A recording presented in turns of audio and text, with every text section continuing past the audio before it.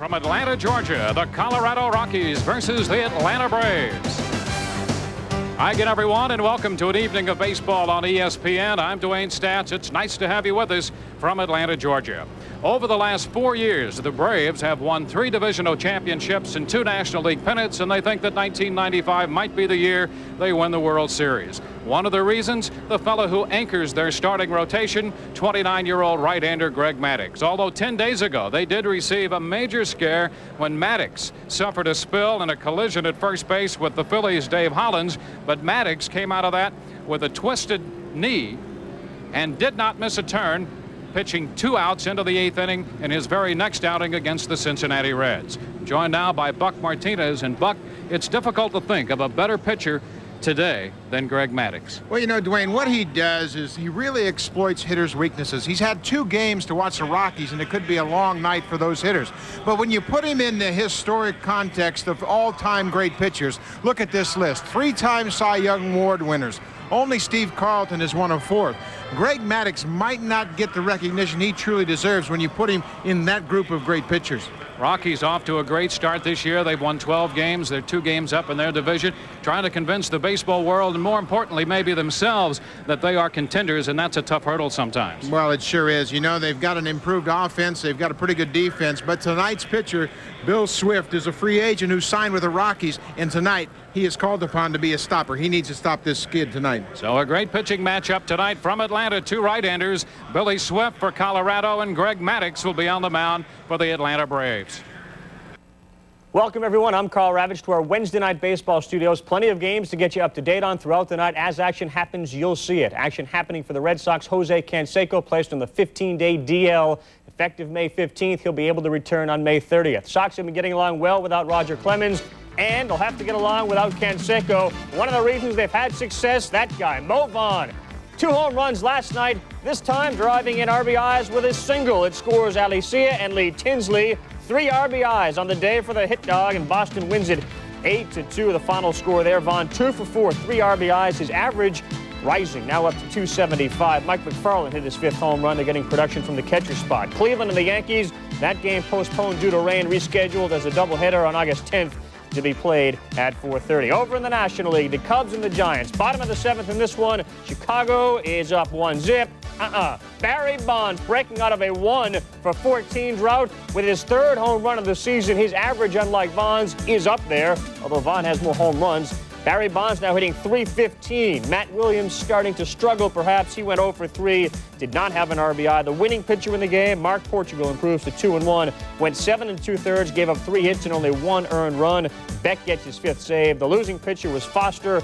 He went 7, gave up 2 hits, 2 earned runs. He K'd 5. Ray Sanchez, good hitting day for the Cubs, went 2 for 4. Other games going on: New York and Houston, Pittsburgh at LA. That is our ESPN game. Hideo Nomo hurling in that one, facing the Pirates, who have yet to really put any runs on the board. Cincinnati and Montreal, Philadelphia and Florida both underway. St. Louis and San Diego beginning at 10:35 p.m. Eastern Time. I want to thank everybody for tuning in to this. Stay tuned. Baseball tonight. I should say not baseball tonight, but we'll be here keeping you up to date on all the baseball that goes on tonight. Time now to get it back to DeWayne and Buck in Atlanta. And thank you, Carl. The Rockies and the Atlanta Braves go at it tonight. The Rockies still in first place in the Western Division by 2 games, despite dropping the first 2 contests here in Atlanta. They were beaten soundly last night. David Justice had a great deal to do with that. Justice, with an injured shoulder, returned. He missed 9 games and had a heck of a return last night. There's the injury back on the 6th of May. He hurt that right shoulder and appears to be in great shape coming off last night's performance. Last night, facing Juan Acevedo on the mound, he got a fastball away from him, and he really pounded that ball out of the ballpark over in the fence in right field. Justice told me before the game today that shoulder injury has caused him to stay compact in the swing. He really can't get wild with his swing, and he has to be very patient and selective. The shoulder is still very painful, and he said it's not healed at all, but he can swing the bat, and he feels that he's more selective now because of that shoulder injury. He went 4 for 5 with a home run last night. In the first game, the Braves and Kent Mercker shut out the Rockies, the red hot bats of Colorado, 4-0. Javi Lopez hit one out for the Braves in that one. This has been a difficult place for the Rockies to play.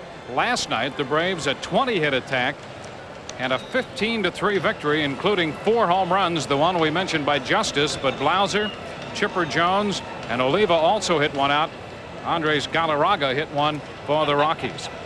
Still, despite all that, the Rockies continue to run in first place in the West. Don Baylor has his club out to a 12-7 start, the best of any expansion club in their 3rd year.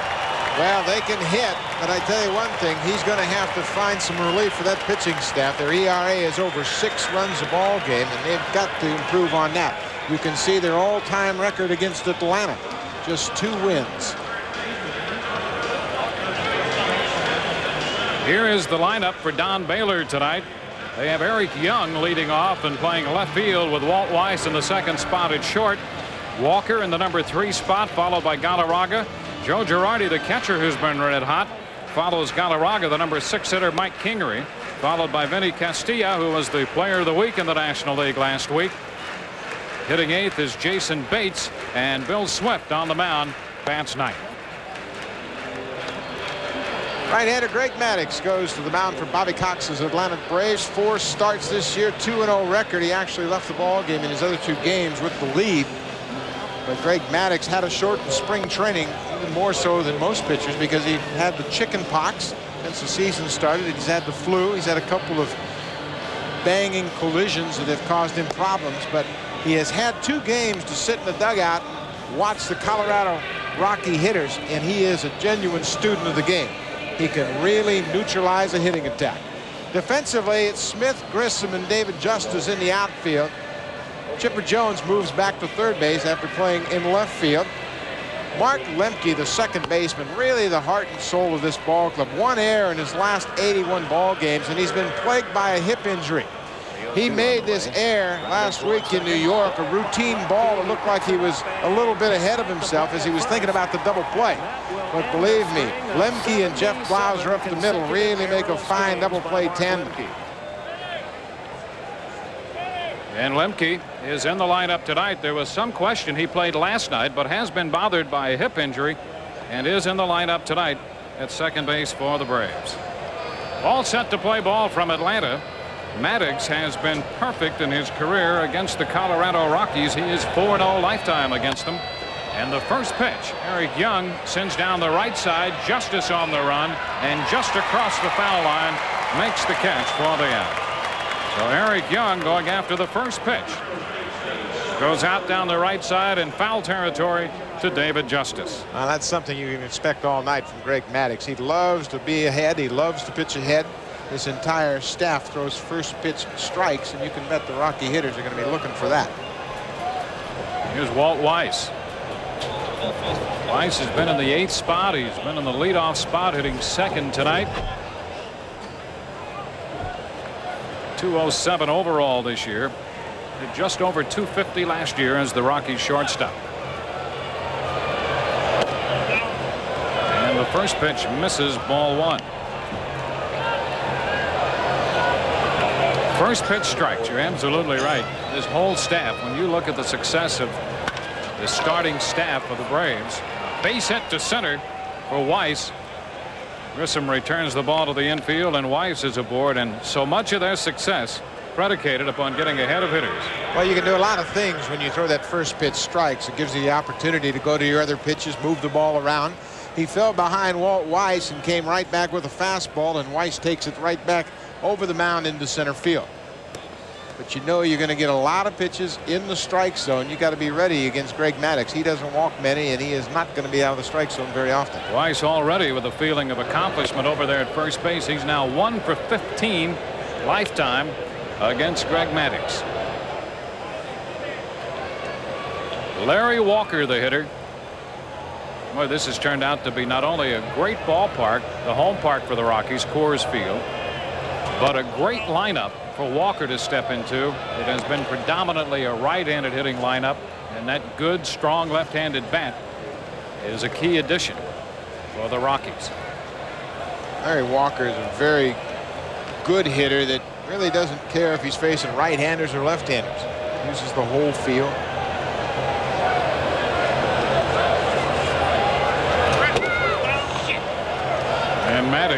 down.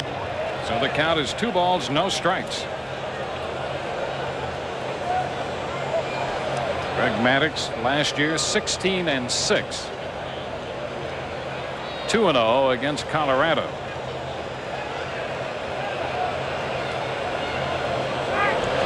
Oh, he was thinking about going there. He had a little extra move toward the bag at second. Maddux makes him wait just long enough. 7 for 7 equals the Braves total. And Weiss is perfect in that department. The Braves 7 out of 10 running this year. And Maddux, there's a good pitch. He's down 2-0 and still working the hitter, picks up the corner. Yeah, you never catch Greg Maddux just throwing a ball to get it over the heart of the plate. He's always pitching.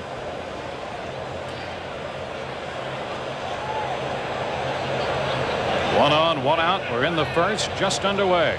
There goes Weiss, and the pitch is fouled right back into the screen.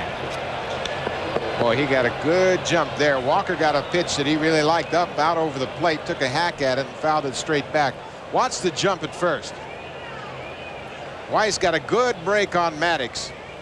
Straight steal, looking straight ahead at second. Feet first slide. That's something Don Baylor will be pleased about. Baylor's trying to get Weiss to go in all the time, feet first.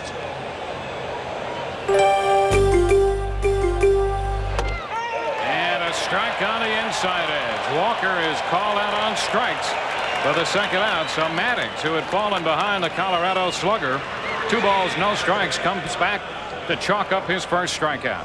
Inside corner. And look how he gets that ball to run back over the plate. A lot of hitters will give up on that ball when they see it inside, but he has the ability to get that ball to move and catch that inside corner. He'll get a lot of strikeouts against left-handed hitters when they freeze. They see that ball start off the plate inside. Now he faces Andres Galarraga. Galarraga, who a year ago hit .319, a pitch out here, but nothing doing. Galarraga hitting a little over .250. Connected last night for his 3rd home run of the year. Traditionally, Galarraga is a slow starter. It takes him a while to really get comfortable. He's got an unusual batting stance in which he faces the pitcher. That left foot right next to his right, looking straight at the pitcher. Weiss back at first. Galarraga feels that stance does at least 2 things for him. Number one, it helps him to see the ball a lot better. He's facing the pitcher and maybe not as reliant upon the left eye, which in some cases, in most cases for right-handed hitters would be the dominant eye, but he sees the ball very well, and he's quicker with the bat, he thinks, this way. Base hit into center. Weiss will stop at second. Juggled for just a moment in center field by Grissom. First and second with 2 outs. One thing you have to do when you're facing Greg Maddux is make sure you don't try to do too much with the ball. Both of the hits have been straight away to center field. It's a little slider on the outside. He stays on it and drives it right into center. Maddux will move the ball around, pitch to both sides of the plate, change speeds. And here is Mr. Wednesday, Joe Girardi, hitting .750 in the middle of the week. So he's made to order for Wednesday Night Baseball on ESPN. Pitch is wide for a ball. Girardi hitting .400 for the year. Started the day 3rd in the National League in that department. He's driven in 18 runs already. This is his hitting streak, 13 games. Make it 14. Base hit to center. Grissom charging the ball. They're waving Weiss home, and the throw is not in time. A base hit and a run batted in. Weiss scores from second. Galarraga goes to third, and Girardi goes to second on the play at the plate. So Girardi continues his hitting streak and comes up with an RBI single his first time up tonight. Another base hit to center field. O'Brien is set up outside, and it's another slider that Girardi takes right back up the middle. The Rockies have taken an approach early in this ball game that they're going to try to just stay with Maddux and drive the ball. There's Grissom's throw to the plate. not in time. Charlie O'Brien comes up to take the throw, and Girardi cashes in the run. So now with 2 outs, 2 men in scoring position for the center fielder, Mike Kingery. Maddux starts him with a strike. Kingery up through the Kansas City system. Spent some time at Seattle. A very good defensive outfielder. And hitting 6th in the lineup tonight for Don Baylor. Ground ball. That's going to go through the right side. Galarraga scores. Girardi's on his way to the plate. And the throw is not in time. A base hit driving home 2. And the Rockies take a 3-0 lead. Kingery comes through with a base hit. Runs batted in 7 and 8 for the Colorado center fielder. Well, the Rockies needed something positive to happen here in Atlanta. We pointed out earlier that they've won only 2 games against the Braves in 25 contests.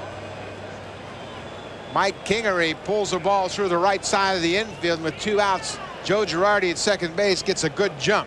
David Justice makes a good play, fielding it and throwing it quickly to home. But you see Girardi slides ahead of the tag at the plate.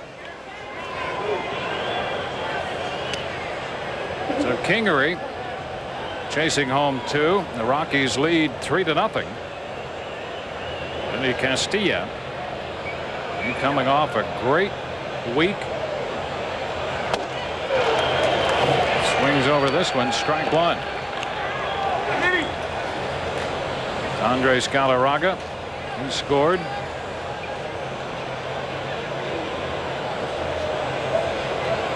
Castilla gives a lot of credit to the Rockies hitting coach Art Howe for his success so far this year. 333 overall starting play tonight. Down on the count now, 0-2. Castilla said he's been staying on the ball better, staying in and hitting the ball up the middle, a little bit the other way.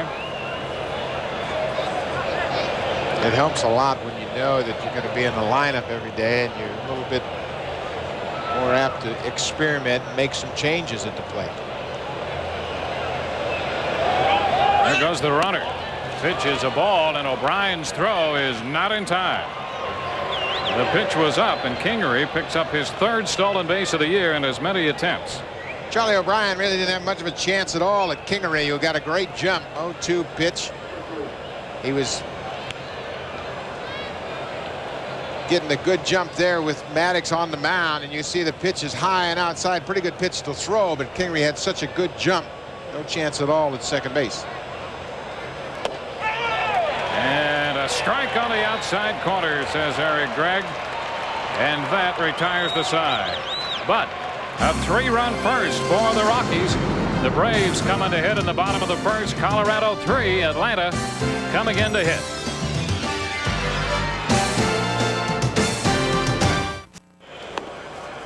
Greg Maddux, who had given up just 6 earned runs in 4 starts before tonight, was touched for 3 in the top of the first.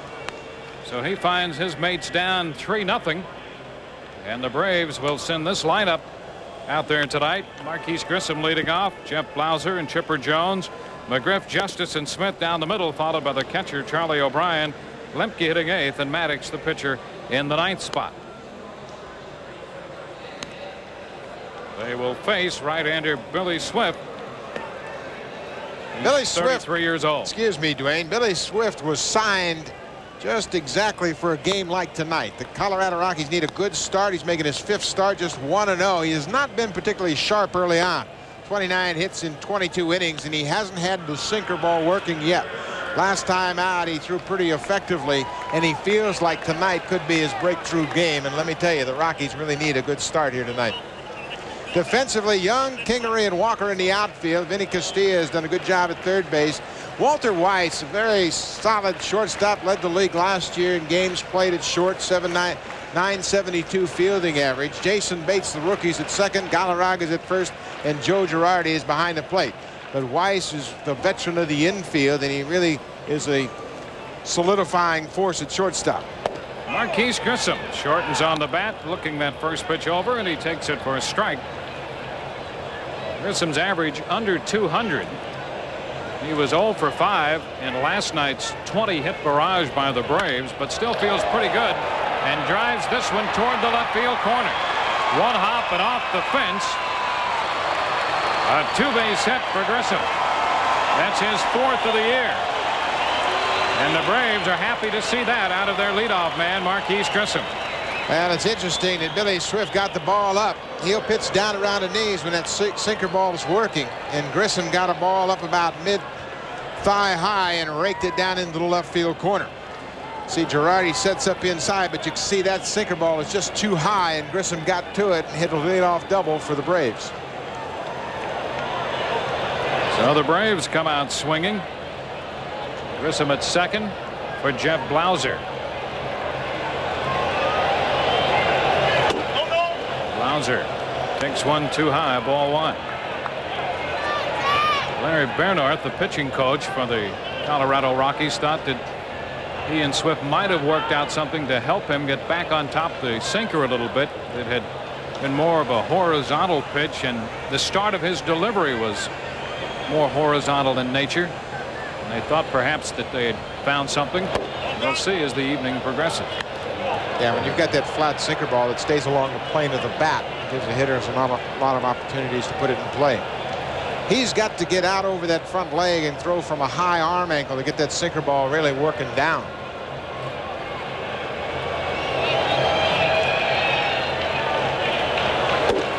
He picks up the outside corner.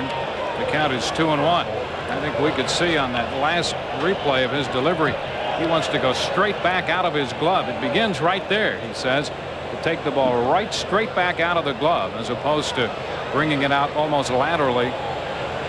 And that helps him if he goes straight back, he thinks, to get on top of the sinker.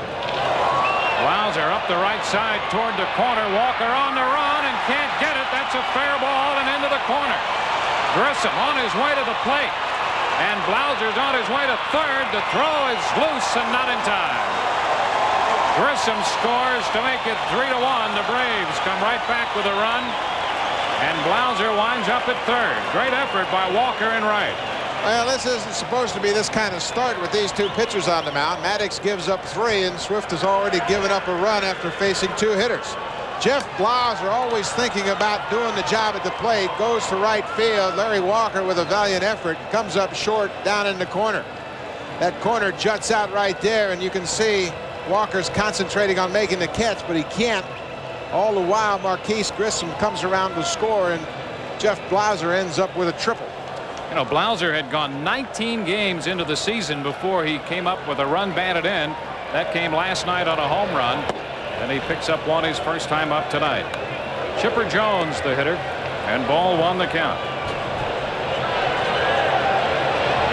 Jones, the 23-year-old switch-hitting third baseman tonight. A 2-ball, no strike count.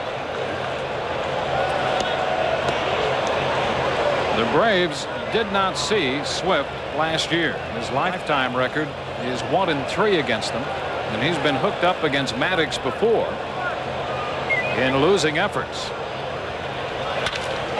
A base hit into right center. That scores the run. Blauser crosses the plate. It's 3-2 as Jones drives in his 14th run of the year.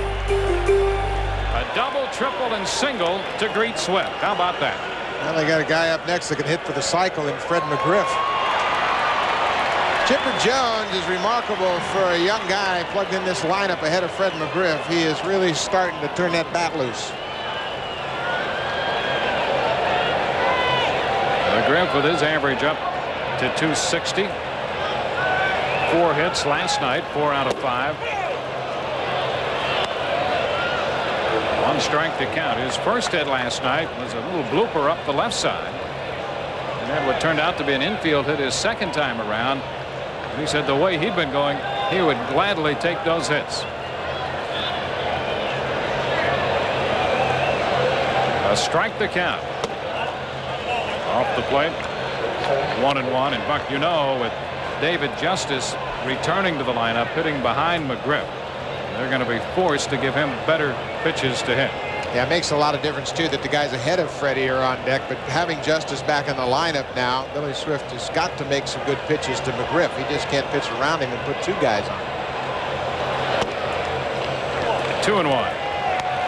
In the bottom of the first, Rockies scored 3 in their half, and the Braves have come back to score 2 with nobody out in the bottom of the first.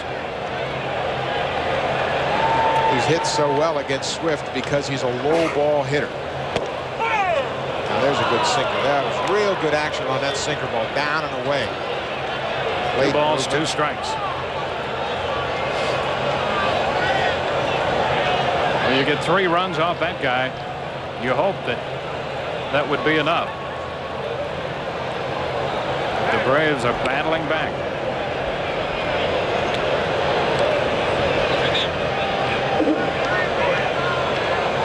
Braves start the night with 10 wins and 9 losses, running third. They're trailing the Phillies and the Expos in the East. And the count is full to Fred McGriff.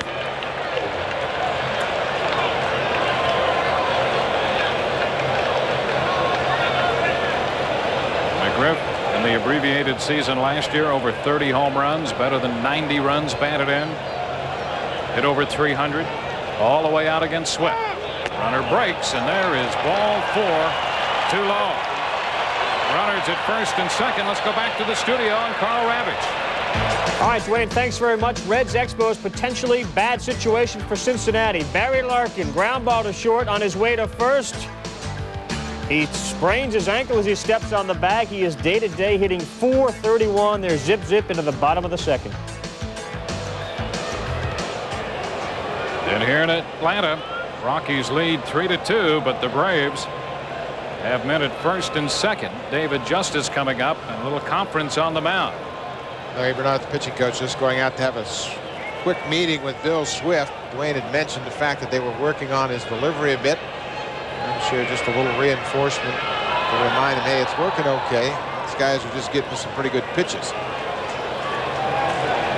Tough situation for the Rockies, trying to get over the hump against the Braves, staked to a 3-0 lead and in danger of giving it right back.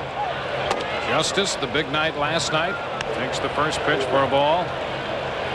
He has 12 career at-bats against Swift and has hit 2 home runs against him.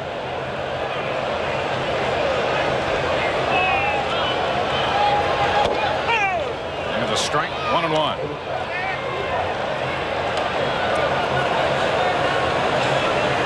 Bobby Cox, his 10th season as the Braves manager, 2nd tour as the manager of the Braves. This is his 6th season, 2nd time around.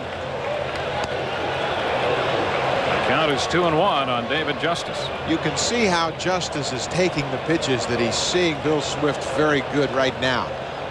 He's really not wasting any action or getting himself out in front at all.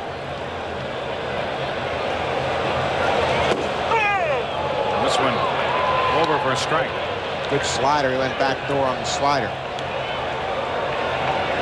Look at how Justice really has his head focused, sees that ball well, but with the count in his favor decides to lay off it. Still nobody out in the bottom of the first. Runners first and second, McGriff and Jones respectively, and a strikeout of Justice. Big cut by Justice, and he becomes the first strikeout recorded by Swift tonight. Billy Swift finally gets his sinker ball down where he wants it, and watch the late action on it. Good movement right at the end as it got into the hitting zone. Justice had a good look at it, but the ball really broke as it got over the plate. Late action, the real key. Otherwise, you'll see a lot of hitters lay off that sinker and take it and get ahead in the count. Now Dwight Smith. Ground ball. Bates at second. They get the man at second. The throw to first. Not in time. So McGriff is forced at second. Jones goes to third. Ball not hit hard enough to give the Rockies a chance to turn 2. Really wasn't a legitimate double play ball, but Bates gets the guy at second base to get him out of scoring position. Fred McGriff was all over Walter Weiss there. Really not a genuine double play opportunity for the Rockies, but they keep that guy off scoring position at second by getting the lead runner. So the Braves have men at first and third with 2 gone. Charlie O'Brien, their catcher, due to bat against Swift.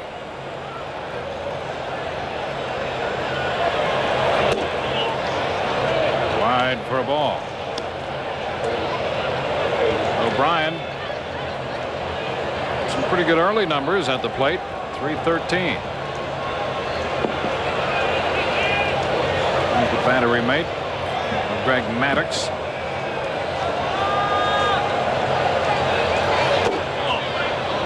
A 2-ball, no strike count. Brian's a pretty valuable guy to have when your regular catcher is a young catcher like Javi Lopez. Every once in a while you'll give Lopez a day off and you'll let O'Brien go back there. He's very good at handling pitchers and calling a game. Not that this staff is one that's difficult to work with. Here's the strike. The count is 2-1. Now, most of those guys have a pretty good idea when they go out there. Yeah, Greg Maddux, Steve Avery, Kent Merker. Pretty good idea what they want to do. Maddux probably the best student of the hitters, watching pitching sequences and how hitters react to different locations. Boy, he's got that sinker working now. Yes, he does. Bottom fell out of that pitch, just out of the strike zone. O'Brien laid off to run it out to 3-1. He'll get more ground balls than anybody when his sinker's working. Look at that late action right there as that thing dove out of the strike zone. With all these runners, Swift's pitch count up to 25. We're in the first inning. It's Dwight Smith at first, reaching on a fielder's choice, and across the diamond at third base is Chipper Jones.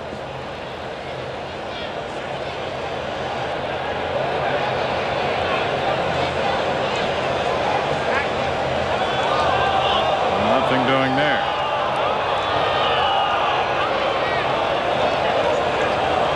Braves started the night 12th in the league in hitting and at 247. They're just over the 100 runs scored. They are 5th in the league in runs scored. Bouncer to third. Castilla has the catcher O'Brien running. With time, makes the play, and that retires the side. At the end of one, the score 3-2 Colorado. Hi, I'm Ozzie Smith of the St. Louis Cardinals. My new video from ESPN will teach you the skills and strategies you need to improve your baseball game. You'll learn how to give signs, take a lead, steal a base, turn a double play, hit pitch, and a whole lot more. It will make you a better ball player. To order Let's Play Baseball with Ozzie Smith, call 1-800-717-ESPN.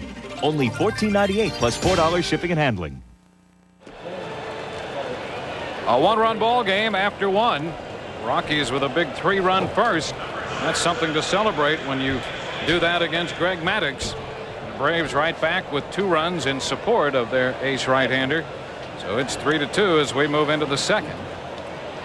Maddux to the hill to face the second baseman Jason Bates. Bates out of the University of Arizona has impressed the Rockies and won the second base job. A ball, no strikes to count. Natural right-handed hitter. Switch hitting. McGriff will make this play unassisted at first. Big smile from Fred McGriff. That was a tough play. He had to go back toward the bag at first base, give ground, back up, and watch how he stabs as that ball's almost by him at first. Really not that easy of play, and he turned in a nice defensive play and takes the out at first base himself. One gone. And the pitcher, Bill Swift. Maddux throws him a strike. Hey, one thing, we might have 2 of the best hitting pitchers in the game today in this ball game. Swift already with a home run this year. 1 ball, 1 strike. Maddux comes into this game hitting over 400.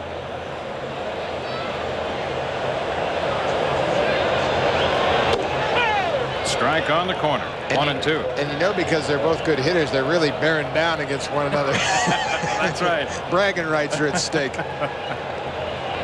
Well, it'll be interesting to see how they settle down now after this first inning. It would not surprise you at all Swing and a miss. O'Brien will have to complete the putout with a toss to McGriff at first. It wouldn't be surprising to see both of them settle in and pitch the kind of games that you more or less anticipate in this kind of matchup.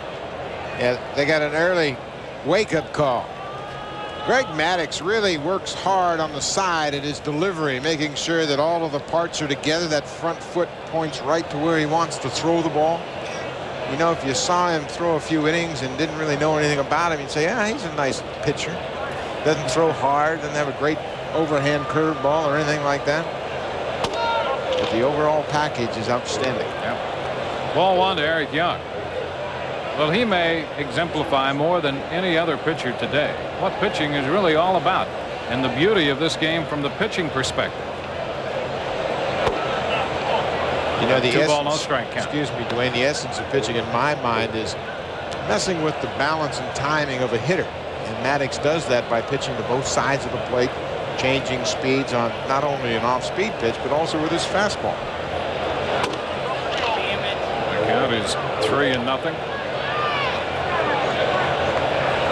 2 outs, bases empty. Young in left field takes a strike. You'll recall he was the starting second baseman for the Rockies, Young. And as this club has improved, he really finds himself now the 4th outfielder here. Full count as he bunts that 3-1 pitch foul. Young's in the lineup tonight because Dante Bichette's in a bit of a slump at the plate. The fact that he doesn't hit well against Greg Maddux, so they got a chance to get the new spark plug in there and put him in the top of the lineup. The tough life of an extra man. When you get to play, you get to face Greg Maddux. Good news and bad news. They're playing tonight. Oh yeah, that guy Cy Young's pitching. Down to third. Jones has this one and throws a strike to McGriff at first. A 1-2-3 second for Maddux. We're through an inning and a half from Atlanta. The score 3-2 Colorado. Rockies lead the Braves 3-2 in the bottom of the second inning coming from Atlanta. Following this one, the Pirates and the Dodgers coming up next. Hideo Nomo, the first Japanese player in the majors since 1965, scheduled to pitch for the Dodgers tonight. Pirates won the first game of the series last night 2-0. So more Wednesday Night Baseball coming up on ESPN following our game tonight in Atlanta. The Dodgers and the Pirates from L.A. Mark Lemke lifts a high fly ball to left. Jimmy Young back in front of the track to make this grab. First out here in the bottom of the second. Let's go to Carl Ravage. DeWayne, Cincinnati, Montreal, Facero trying to improve to 5-0, and he gets a little offensive help here in the third. Mark Rozelenic, an RBI, and scores Shane Andrews. This off Jose Rio earlier. Andrews had doubled. He is, of course, playing for Cliff Floyd, who just was put on the 60-day DL. Back to you. Expos starting the day 2.5 back of the Phillies. Here's Greg Maddux. Maddux, good hitting pitcher. 1 strike to count. 429 for the year for Maddux. Just under 200 for his career. 2 strikes to count. Let me tell you, he's such a good hitter. Last year, he out-hit the batters that he pitched to. He hit 222, and the opposing hitters hit 207. Well, he's doing that again this year by a wider margin. The league hitting just 198 against him coming into play tonight. 1 ball, 2 strikes. He's a great fielder, 5-time Gold Glove winner, tremendous competitor. 2-2, and he has that youthful appearance and the youthful exuberance for this game. That's one of the reasons he's so good at it. He genuinely has fun when he's pitching. 3-2. He really is a breath of fresh air, and today when so many people talk about oversized egos and all of that, he just does his job so well. Weiss from the hole, safe at first. That means he's hitting 500 for the year. Well, we showed you the injury that he suffered when he crashed into Dave Hollins 10 days ago. And still he hustled down the line with this ball hit to the hole at shortstop. He gets a great jump out of the box. Weiss has to throw on the run, and Maddux has a base hit as he beats it by a half a step. We talked about his competitiveness. Watch the determination. He knows he's got a chance for a hit as he watches Weiss feel the ball in the hole, and he hustles down the line to get on base with a base hit. So Maddux is aboard. He said, boy, I hit that one hard, didn't I? Here's Marquise Grissom. 1-0 the count to the Atlanta center fielder.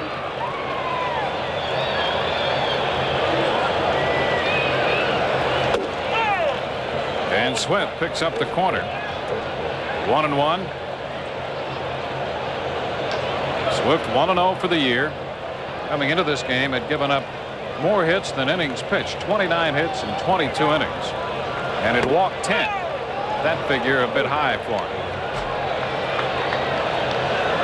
He's ahead of Marquise Grissom.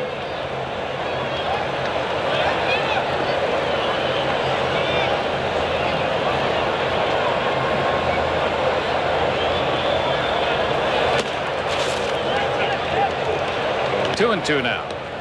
Grissom knows that there's a certain amount of pressure on him because of the big trade with the Montreal Expos, and he's back in his home environment. That's sometimes an added burden as well as a blessing.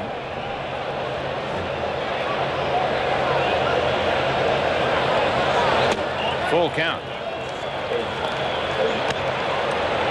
Well, he knew that people were going to be pointing to these numbers right here. Tony Carrasco, who went to Montreal in the trade, hitting almost 400. But believe me, before too long, Grissom's going to improve on that 202 average and be the player that Bobby Cox expected when they made the deal. That's a base hit out of the reach of Bates. Maddux moves up to second. Grissom is 2 for 2, and we'll go to the studio and Carl Ravage. Dwayne, first time we've seen the A's and the White Sox, and first time we'll see this. 2-1 Mark McGwire off Wilson Alvarez. His 8th of the season. He is now tied for the lead in RBIs with Vaughn. They each have 25. It is 2-0. Alvarez and Harkey, the hurlers here. Back to you. And Atlanta 2 men on, 1 out for Jeff Blauser. Boy, a healthy Mark McGwire certainly adds a lot to that Oakland A's offense after 2 years battling injuries. Blauser takes a strike on the outside corner. That's kind of strange to look into that American League West and find 3 out of the 4 teams over 500. Yeah, compared to the way they played last year, but everybody's off to a pretty decent start this year. There's Maddux at second and Grissom at first. Blauser down on the count, 0-2. Well, you can see Billy Swift is starting to feel better about his stuff on the mound as he's working very quickly now. Sinker ball is breaking, sliders locating, he drops this breaking ball down and away from Blauser and gets him to chase. You can always tell about a pitcher and his confidence by watching his rhythm and tempo. He's working quickly, feels good. He's pawing at the rubber and grabbing for the rosin bag. He's got some doubts. And this is his 5th start, and as you well know, being a former catcher, being of that illustrious fraternity, there's a certain break-in period when a pitcher comes over to a new team and the catcher and the pitcher work out their procedures. You know, you can have all the meetings you want and talk about hitters and what you like to do, but until you experience the situation in a game working with his new catcher, Joe Girardi, it's been an adjustment. Bill Swift said before the game tonight, he says, I'm starting to get comfortable with him. You see, he is the guy that they really need to rely on. He's the free agent that they expected to be the stopper for them. A ball and 2 strikes. Well, if you're going to build a rotation, you have to have somebody consistently give you innings. And they're hoping that Swift can do that. Well, the first couple times through the rotation, he went 6 innings twice, and that was something the 4 other starters combined could not do. Count to Jeff Blauser's a ball and 2 strikes. Matter of fact, in the 8 starts the first time through, the other 4 starters gave them just 25 innings total. And And that puts a lot of pressure on the rest of the pitching staff. And that's reflected in the Colorado team earned run average at 616.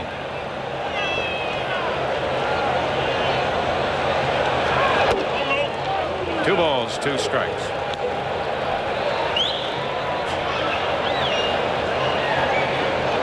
It's a 3-2 ball game. All the scoring in the first. We're in the bottom of the second, and the Braves, with one out, are putting together a threat with men at first and second. Blauser at the plate. And he has taken the count all the way to 3-2. Well, that was a pretty good pitch. He made a good pitch on Blauser with the fastball inside. I think he felt like he had a strikeout. Look at Girardi set up on the inside corner. It looks as though he may have caught a piece of that corner, but Eric Gregg, the home plate umpire, didn't feel that way.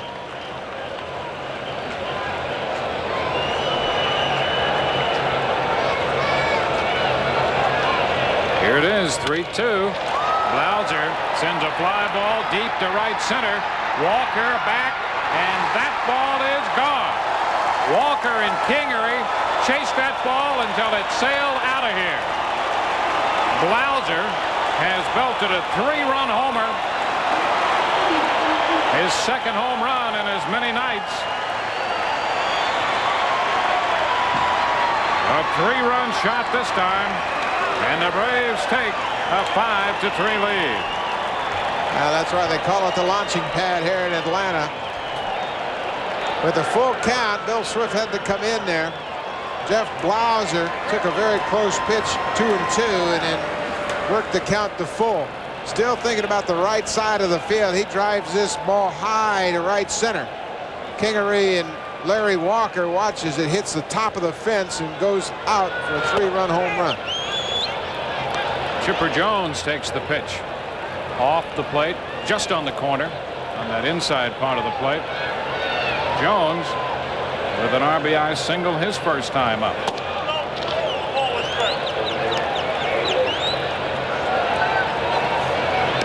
So 3 straight hits here. Blauser didn't have an RBI all season until he hit a home run last night, and now he's got 4 in this game. Guess you call that streaky, huh? Well, he's making up for lost time. 2-1 the count to Chipper Jones.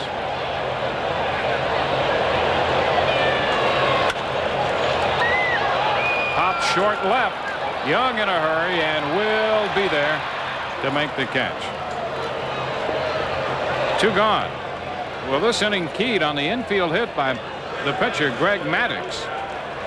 Grissom got the base hit, and then that pitch that you pointed out very close that took the count on Blauser to 3-2. And then Blauser helping Greg Maddux and the Braves with a 3-run shot. The Braves have turned around a 3-run deficit in a hurry to take a 5-3 lead. Fred McGriff into center. Kingery is there and makes the catch to retire the side. 3 more for the Braves. Blauser's home run the key at the end of 2. 5-3 Atlanta. An old cowpoke went riding out one dark and windy day. Upon a ridge he rested as he went along his way.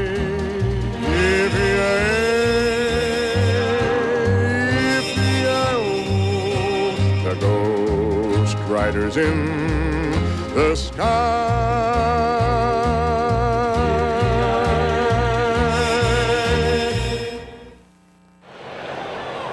5-3, the Braves are out in front behind Greg Maddux. Boy, the Rockies have to be scratching their heads a little bit. You scored 3 runs in the first off Maddux, and you hope for the best. Take a look at that. Last year, his earned run average 156. Now there's a league ERA, and you can see what it was last year, 4.21. Maddux had the all-time best when you subtract the difference, the differential, 2.65. And I think it's interesting when you look at those great years Bob Gibson and Dwight Gooden had. Walt Weiss, first pitch to him, Larry Gregg says it's a strike. Both Gooden and Gibson had lower earned run averages, but The league ERA was much lower back then, so the differential is really what you want to zero in on. And Maddux, the best of all time. And it's remarkable because there's so much hitting nowadays, and hitters really are the intimidators in the game today, and Maddux has really gone back into another era in the way he pitches. Just totally dominant. And very, very rarely does he give up any runs at all. Tonight, the Rockies had him on the ropes with 3 in the first. That ball stopped by Lemke, and the throw to first is not in time. Took a big chop off the backside of the mound. It enabled Lemke to get to the ball, but also probably enabled Weiss to beat it out. Mark Lemke isn't blessed with great speed, but he has tremendous quickness. He gets a good jump on this ball up the middle, stabs it, and quickly gets to his feet, and made a very close play out of it at first base. Not many second basemen get to that ball at all. Boy, he got to that ball, got up quickly, and made a bang bang at first base. So a base hit for Weiss to open the third. Larry Walker at the plate. Foul ball, strike one. Maddux slipped one over the inside edge to Walker in the first inning to pick up a called third strike. And it'll be interesting to watch how Maddux works Walker in this at bat. Walker obviously has the inside corner on his mind, and I'm sure Maddux is thinking, hey, I got that covered. Now I can work the outside. Runners going. A good break. Pitches a ball, and the throw not in time.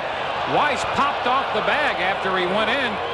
He went in feet first, and that's a little unusual for him. He's trying to do that all the time now, and it's not something that has been natural for him to do. But Don Baylor wants him to protect those hands. That's only the second stolen base. Weiss has employed the feet first slide, and you can see how hard he hit the base, and it actually kicked him off of the base for a while. He lost contact, but got that hand back on there. Weiss has always slid head first, but he's been banged and bruised to the point where Baylor has asked him to try to make the change and slide feet first. Walter says, man, it's a mental thing, and I'm really having a tough time with it. But it's especially important for a middle infielder, a fellow who's so valuable to a club, handles the ball so much to avoid even the nagging injuries, the jammed fingers and so forth. Walker is out, first base unassisted. McGriff takes care of this, and Weiss goes to third. Oh, he talked about it. Baylor asking Weiss to change. This is what prompted that request. Walt Weiss trying to steal third with the head first slide. Bangs up the shoulder, situation where it caused him a lot of problems. And like DeWayne mentioned, man, you got your key player on the infield defense. You can't afford to have him banged up and bruised thinking about making infield plays. It's at third with one out in the third for Andres Galarraga, the cleanup hitter. And the pitch is over for a strike. Galarraga, a special relationship with his manager Don Baylor, and that started from both Galarraga and Baylor's time in St. Louis. Galarraga seemed to have bottomed out, and it was Baylor who took him under his wing there. Altered that stance, got him to open it, as radical as it is now. Got him to start believing that he could be productive again as a hitter in the major leagues. See that wide open stance as he faces the pitcher.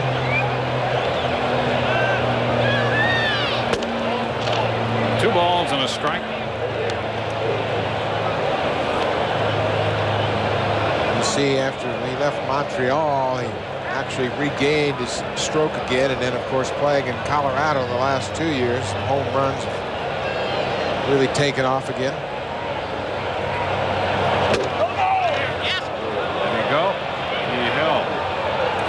Winters, the first base umpire.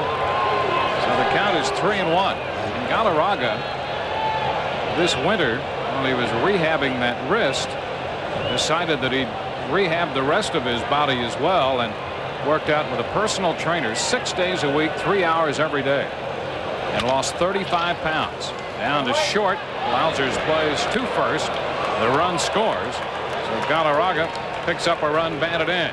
Let's go to Carl Ravitch. All right, Dwayne, Philadelphia and Florida. The story here has been Chris Hammond to Kevin Stalker. Ground ball. Kilvio Veras fumbles, recovers. He's got a no-hitter through 6. He has thrown only 60 pitches, so his pitch count is down. It's zip, zip, zip. Then Cecil Fielder in Baltimore off Kevin Brown. It lands near Boog's barbecue pit. They're up 2-zip. That was his 6. Back to you. Joe Girardi swings through the first one from Maddux. We have a 1-run ball game now as the ground ball by Galarraga chased home Walt Weiss. Girardi singled and scored in the first inning, driving in a run, his 19th run batted in this year. Thought about it, took the pitch on the corner. Boy, that's something Maddux will have hitters doing when he's right. Girardi down 0-2 in the count. A ball, 2 strikes. He just stays out of the middle of the plate. He just hits those corners, and the Rockies have done a good job of taking those pitches on the corners right back at him, back up the middle. Girardi shoots it up the right field line. Foul. Looks like he's got his Wednesday stroke going, doesn't it? I guess he does. First time up, extended his hitting streak, drove in a run, scored a run. He's very coy about that, however. You talk about how he's been productive every Wednesday.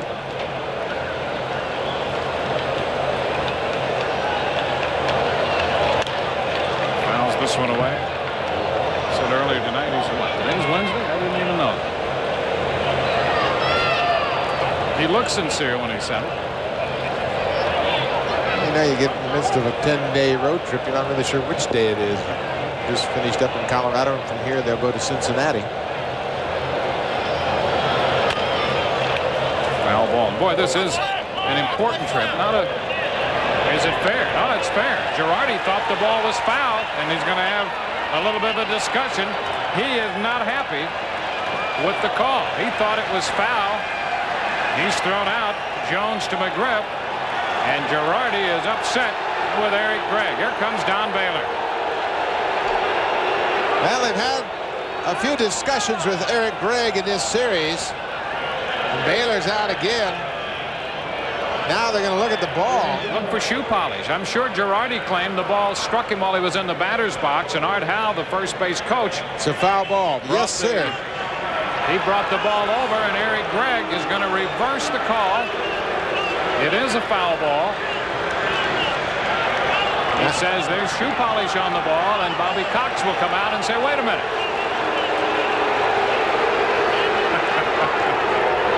Eric Gregg threw the ball away, and then Bobby Cox is coming out to argue. He said, where's the ball? He said, I threw it away. And then he said, hey, I showed Jimmy Williams, and Williams said, hey, I'm not the manager. Well, it's Bobby Cox who's not happy. The Rockies, the first couple nights in there, had a couple calls that they were not happy with. But tonight, if you'll pardon the expression, the shoe's on the other foot.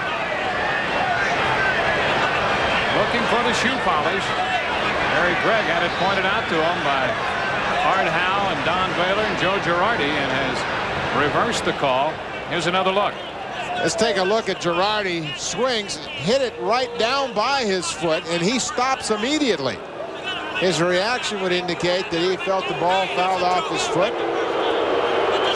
Bobby Cox letting Eric Gregg know how he feels about the reversal. He said, hey, I saw shoe polish on the ball.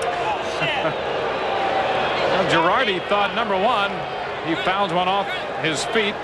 That never feels very good. And then he was called out on the ground ball following. This is in the opening game of this series on Monday, when Javi Lopez hit this ball toward the wall and hit on top of the fence and came back in. They ruled it a home run. And then last night, Fred McGriff hits the ball up the middle. That Jason Bates gloves, makes a play at first base, and he was out. Called safe by Eric Gregg. So Gregg has really had some tough calls against the Rockies so far. And Girardi chases this one. He's out on strikes to retire the side. 1 run home in the third. Bottom of the third coming. 5-4 Atlanta. 5-4, the Braves lead. Moving into the bottom of the third in Atlanta. Coming up Sunday night, the Pirates and the Padres. Jay Bell leading Pittsburgh on the West Coast into San Diego. Tony Gwynn continues to flirt with 400 at 390 coming into play tonight. The new look Padres, they've won 3 straight on Sunday Night Baseball. David Justice takes the first pitch way wide, ball 1. Justice, the lone strikeout picked up by Swift so far through the first 2 innings. 2 balls, no strikes. Say this for Eric Gregg on that call. The idea is to get it right. And he did. Had to reverse himself to do it. And as it turns out, it's academic. Girardi strikes out, but it was a little fun while it lasted. Yeah, he called for the ball. He checked the ball. He saw shoe polish on it off the foot of Joe Girardi, so he reversed his call. And you're right. The ultimate is all the manager wants is for the umpire to get the call correct. Swift walks Justice on 4 straight pitches. So Justice will go to first, and we'll go to Carl Ravage.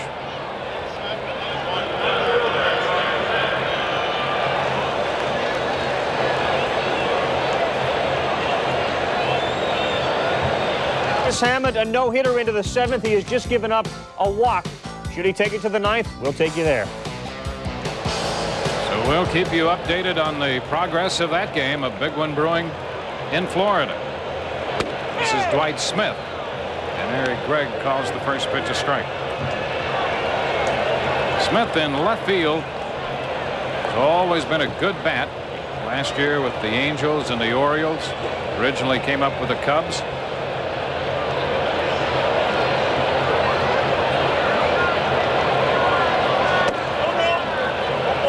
Counted in. 1 ball and 1 strike. Swift through the first 2 innings had made 52 pitches and walked Justice on 4 pitches to start the bottom of the 3rd.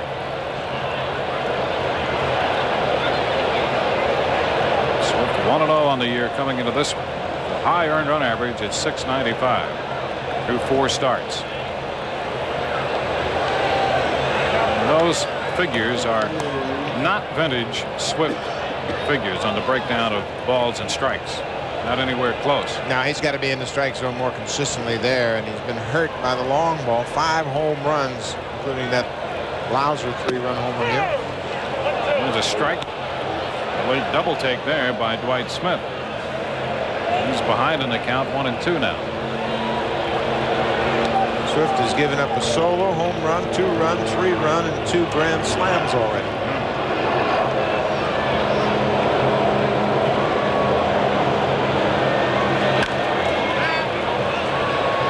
Count is still a ball and 2 strikes.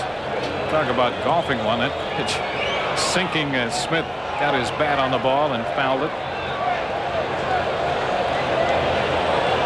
Swift, a 20-game winner in 1993 with the Giants. He was 21-8. Last year 8-7. He had some problems, inflammation in his right side, and that cost him some time last year. 2-2 now. Originally up with Seattle. Mariners, the Giants, and now the Rockies.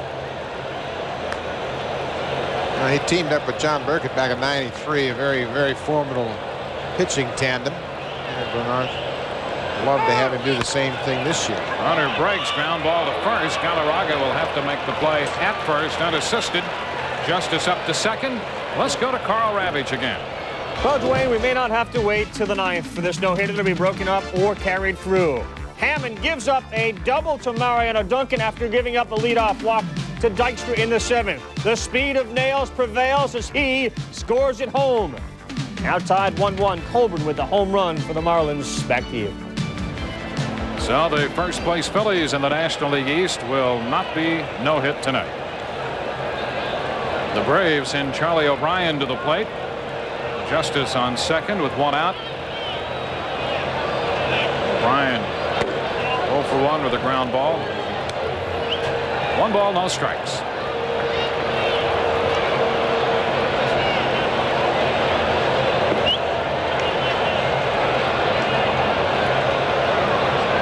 Braves scored 2 in the first inning and 3 more in the second. They lead 5-4. Justice on second now with 1 out. 2 ball, no strike count.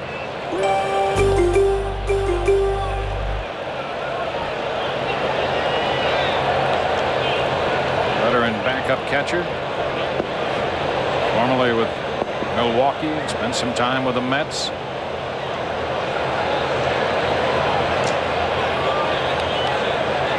Swift's behind him in the count. Picks up a strike. 2-1. Well, Bobby Cox, of course, unfortunate situation, personal life, and his wife Pam talked to the ball club. They had a press conference talking about the situation that occurred at their house, and he says, well, we'll straighten it out and get it behind us. And the strike, so the count is 2-2. And Ted Turner, the owner, said he was bothered by that family situation, but supports Bobby Cox. A lot of people were surprised that that thing developed.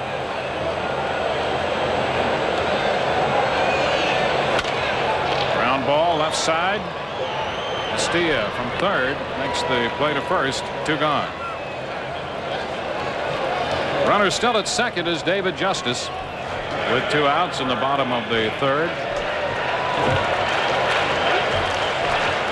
Bring up the number 8 hitter Mark Lemke.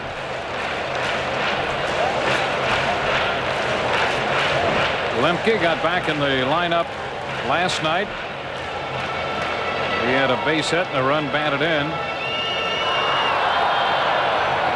Come up with a sore hip the end of April, and then aggravated it a couple times, but is back in there now. 1 ball, no strikes. He's always been a guy that's performed much better in these situations with runners on base. His concentration becomes very keen when he's got a chance to pick up a run.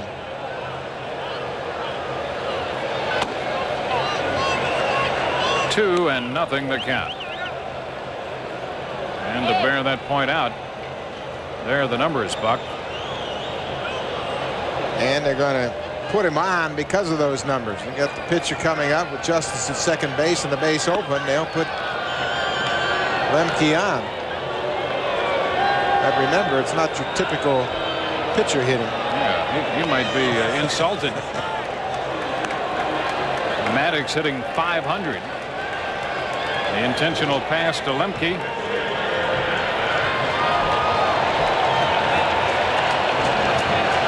Maddux, when he first came up, put together an approach to hitting.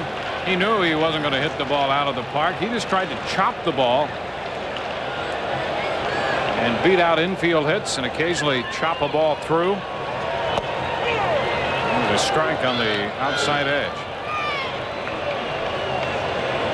4 for 8 for the year. Pretty good start, isn't he?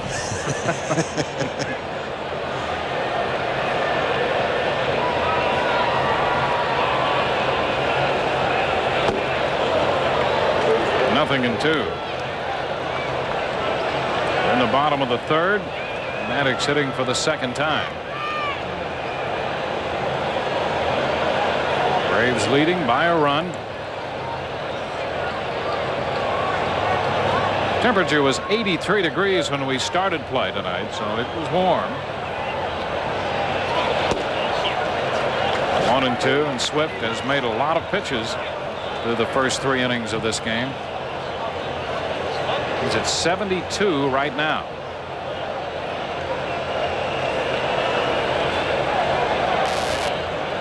Ahead of Maddux in the count. It goes to 2-2.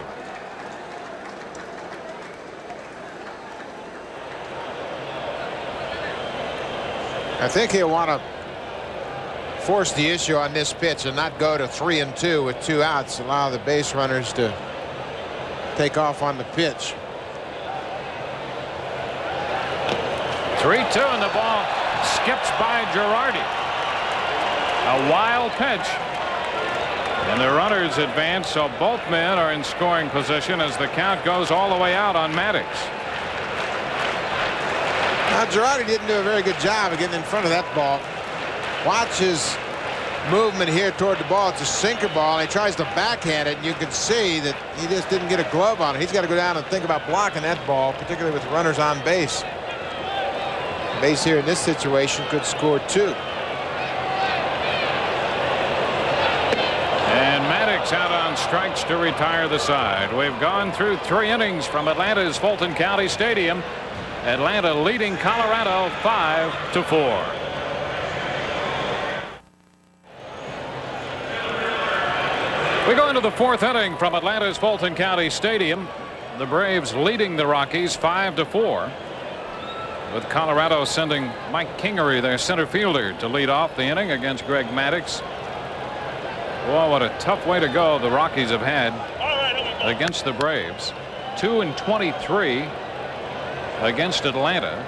Last night's loss, their 11th in 12 games in Atlanta. And the road trip from here goes to Cincinnati, where they're 1-10. Kingery fouls it out of play. So the Rockies, who've gotten off to this great start and are in first place in their division by 2 games starting play today, know that they have this challenge in front of them as they try to establish themselves as perhaps a legitimate contender to win the division. Well, it's important for them that they go out and win on the road. Confidence level when you come into places like Atlanta and Riverfront, you've got to play these teams tough. That's why they went out and signed Walker and Swift to give them some that stability. Maddux knocks it down and throws to first to get Kingery. Kingery hustling down the line made that a little closer than you might ordinarily anticipate. He's got good speed, and we talked about Maddux as a hitter. Remember, he's a 5-time Gold Glover.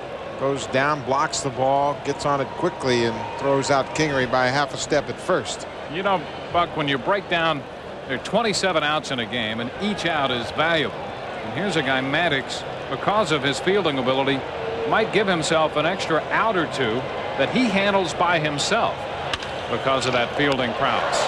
Liner off the bat of Castillo right at Lemke for the out. So Castillo hit the ball hard, but right at the Atlanta second baseman. 2 gone. Base is empty for Jason Bates. Bates grounded out unassisted to Fred McGriff his first time. Strike 1. Rockies scored 3 times in the first, got out to a 3-0 lead, now trail 5-4.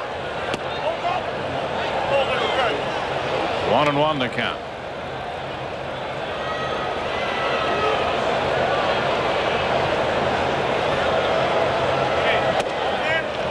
A little bit off the plate end. The count is 2-1.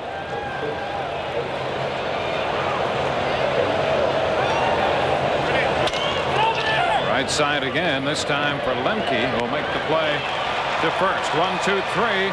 Go the Colorado Rockies. Jeff Blauser due to hit second in the bottom of the 4th, with the Braves leading 5-4. This week, Sunday Night Baseball comes to you live from the Murph, where once again, Tony's flirting with 400, and the Padres are looking to make a run in the West. Pittsburgh visits San Diego, Sunday at 8, only on ESPN. To Texas, Blue Jays Rangers in a wild one. Devo turns one around off Kevin Gross. This a 3-run shot, scored Sean Green, Randy Knorr. Back came Texas. Bottom of the 2nd, they score 6 times. Jeff Fry, an RBI single, scores Benji Gill. Dean Palmer has a 2-run home run, his 4th. It's 6-5 now. Bottom of the 4th coming from Atlanta, with the Braves leading the Rockies 5-4, and Atlanta will send the top of the order. Grissom, Blauser, and Jones up there against the Rockies right-hander Bill Swift. Grissom 2 for 2 tonight with a double and a single. And the first pitch is a ball. He has scored 2 runs. Matter of fact, the first 2 men in the Braves order, Marquise Grissom and Jeff Blauser, have already hit for the cycle between them. Grissom has a single and a double, and Blauser, who's on deck, has the tough ones out of the way. He has a triple and a home run. Both of them have really been struggling. Marquise Grissom with an on-base percentage under 300. He's just not been getting on base, but he says, hey, I've been hitting the ball well. Tonight he's got a couple of hits already. Chops it towards short. Tough play. Charged by Weiss, and he made it. Nice play by the Rockies shortstop on the ball hit by Marquise Grissom. And here's the Atlanta shortstop, Jeff Blauser, who has a big night already.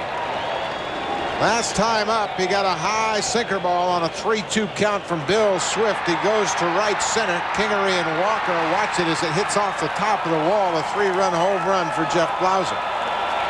Second home run in as many nights. Swift gets out in front with a strike. Blauser didn't have a run batted in all year long until last night, when he hit a home run, a solo shot. Homered his second time up tonight and lifts a high fly ball toward right center. Kingery from center is there to make the catch. 2 outs in the Atlanta fourth. Well, when you see that many balls in the air with Bill Swift on the mound, you know things are not right for Swift. He averages over 17 ground ball outs a game when he's out there for 9 innings. He is generally down, down, down. That heavy sinker ball inducing a lot of ground ball outs.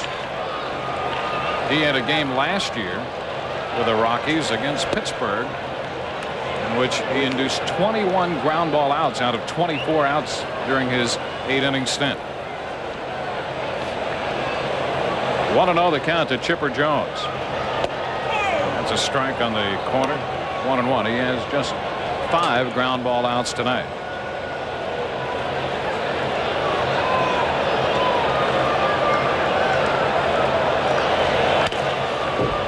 It's a tap foul. The count is 1-2. You know, it's a situation. Swift coming here as a free agent. He's also got a new pitching coach. And in years past, when he was with the Giants, he had the same pitching coach, Dick Pohl, who could recognize when he had problems. So for Larry Bernard, the pitching coach here with Colorado, he's got to learn about Swift as he goes along. Nice play by Swift on the comebacker, and he has a 1-2-3 inning under his belt. We've gone through 4 in Atlanta, with the Braves leading 5-4. Braves leading the Rockies 5-4 as our game moves into the top of the 5th inning.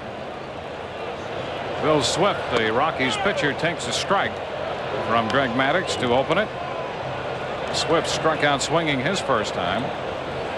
It's one of 4 strikeouts for Maddux. 2 of those have been swinging third strikes. And a bunt, and a nice job by Swift as Maddux loses his footing. And Swift has himself a bunt base hit. So Swift bunts his way on.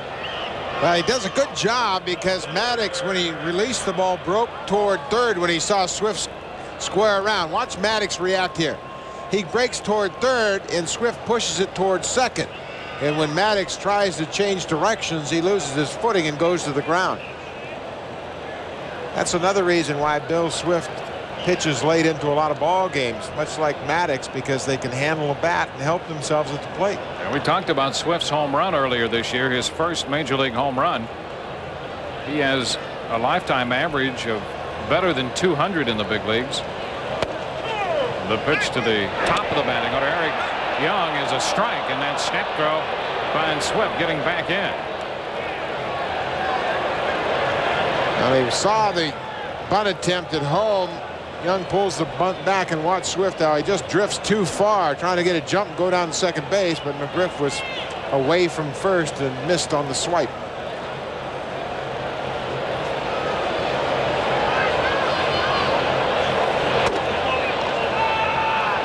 One ball, 1 strike now. We've seen the Rockies do a little running, so they've been aggressive tonight, and that's one part of the game for Maddux that, provided you can get anybody on base, you might be able to take advantage of, and the Rockies have attempted to do that tonight.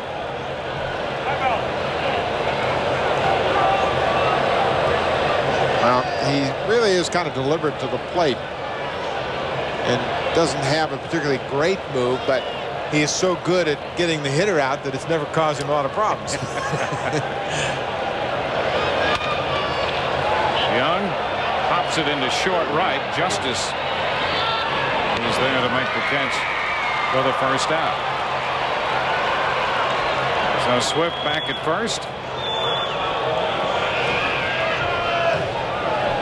There you see the starting pitchers tonight.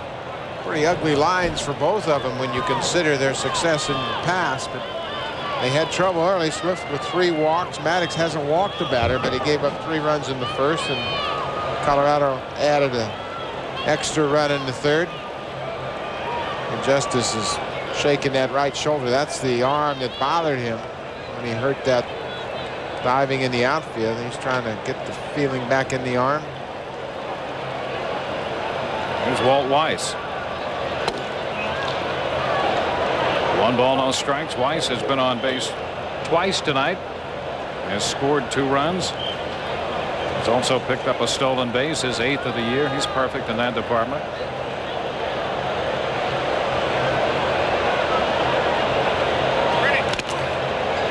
Foul ball. The count is 1-1. We're in the 5th inning.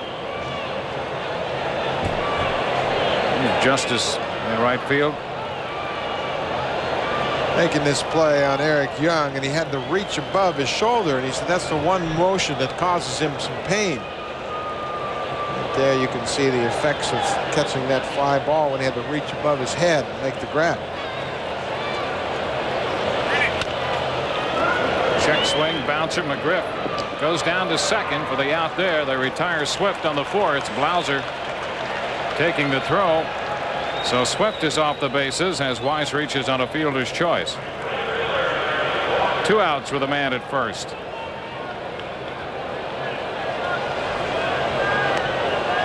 Larry Walker is due up. He takes a little time before stepping in, giving Swift a chance to get back into the dugout. Walker out on strikes and out on a ground ball to first.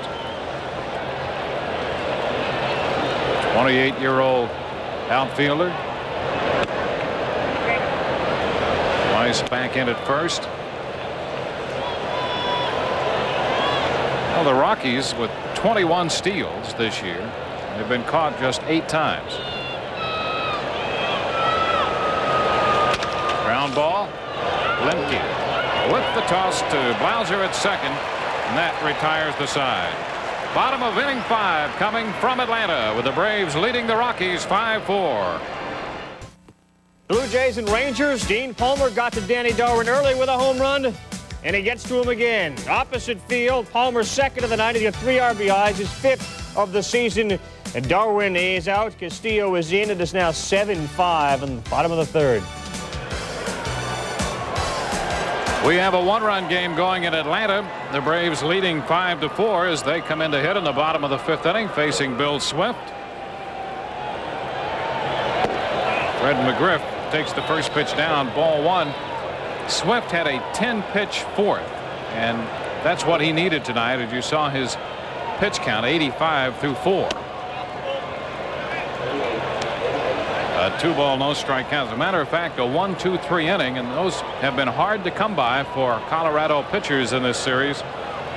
In 20 innings of play so far in this series, they've had just 4 1-2-3 innings against the Braves. A 3-ball and no strike count.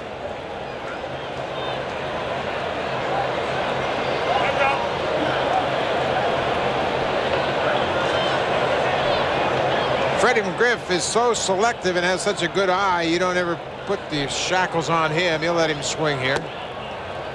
And he takes ball 4. So leadoff walk. So after that quick 1-2-3 4th inning and just 10 pitches, a walk on 4 pitches to open the bottom of the 5th to McGriff. And now David Justice is the hitter. Don Baylor gets his bullpen up. We'll see. That's Holmes Darren Holmes starting to throw. We'll see if just a shoulder bothers him any in this at bat. That's a strike. He started to go and tried to hold up. Well, this might be a situation where that shoulder did cause him some problems, because he starts the bat but can't check his swing, bails out on it. Eric Gregg said he went around. We talked about it earlier, how that shoulder, it's his right shoulder, has caused him to really cut down his swing. He doesn't take his hand off. He's really trying to stay in a smaller swing area, not really expand the strike zone much at all. Tap right side, fair ball, and Galarraga gets the tag as McGriff moves up a base. Let's go to Carl Ravitch in the studio. Hi, DeWayne, and let's go to Camden Yards and check out Cecil. Boom! He turns around another ground pitch. This one to left. Earlier he had gone to right. He's 2 for 3. He's only hitting 191. Only other time he hit below that, well, that was when he played for Toronto in '86. 157. Back to you. All right, thank you. Dwight Smith will bat with McGriff at second and 1 out in the bottom of the 5th inning. Smith looking for his first hit tonight. He's playing left field. 0-1. Ryan Klesko is due to come off the disabled list tomorrow, and the Braves expect that he'll be ready to be added to their active roster. So they'll have to make a player move to accommodate him. All the rosters down to 25 now. Klesko just came back from a Double-A rehab stint at Greenville. He played in 4 games, went 3 for 13 with a home run. He tore the ligaments in his thumb, and actually he's come back a lot sooner than they expected initially. Swift wants a new baseball from Eric Gregg. 1 on, 1 out.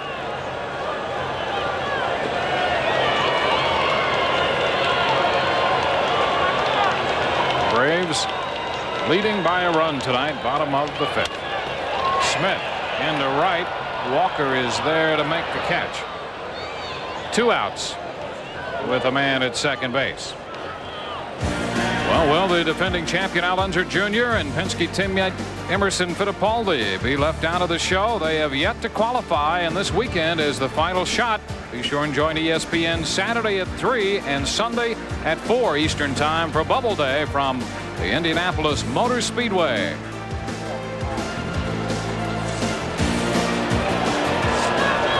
Charlie O'Brien, the Braves catcher. He's 0 for 2. And a base hit into center. Charged by Kingery. McGriff's on his way to the plate. Shows the throw, and he is out at the plate. Kingery throws out McGriff. And that will end the inning.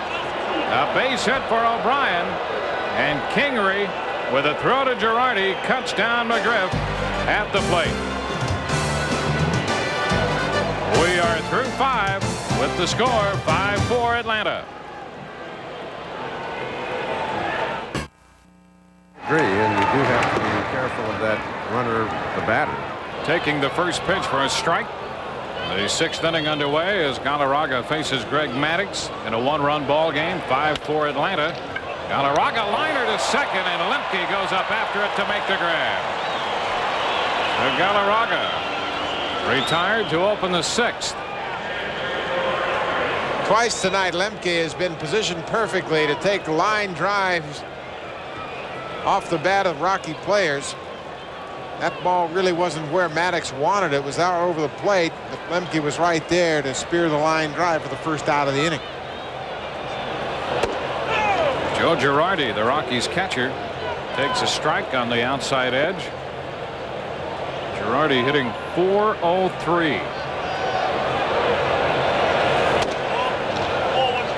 Maddux stays away from him. The count is 1-1. Both Girardi and Maddux came up through the Cubs organization.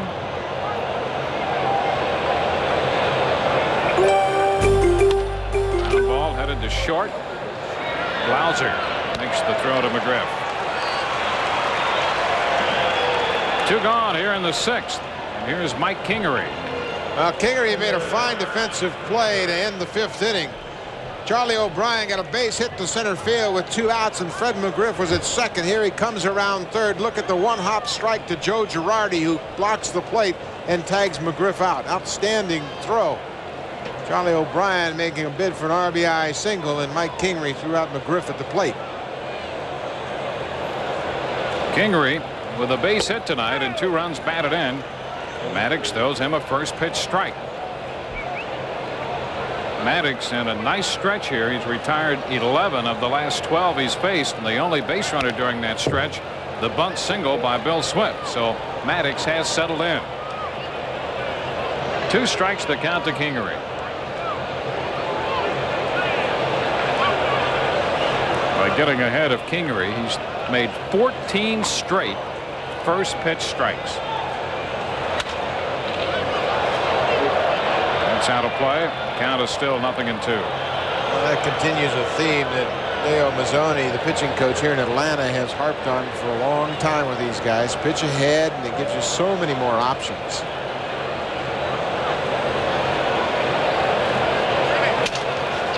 Ground ball. Chipper Jones from third. The throw faded and gets away. Backed up by Lemke, and down to second goes Kingery. That's an error. Charge to Chipper Jones. That'll be his first of the year. And Kingery winds up in scoring position. Pretty routine play for Chipper Jones, who fielded cleanly. Looked like the ball sank as he threw it over to McGriff and tailed off into the runner. You see how McGriff had to reach into the baseline and couldn't make a grab. Actually, McGriff should have had that ball. That ball wasn't that bad a throw, but it took him toward the baseline, and he kind of shied away from digging it out. Never really hit the dirt at all. Now the former Brave, the Rockies' third baseman, Vinny Castilla. 1 strike to count. So again, Maddux in there with that first pitch strike.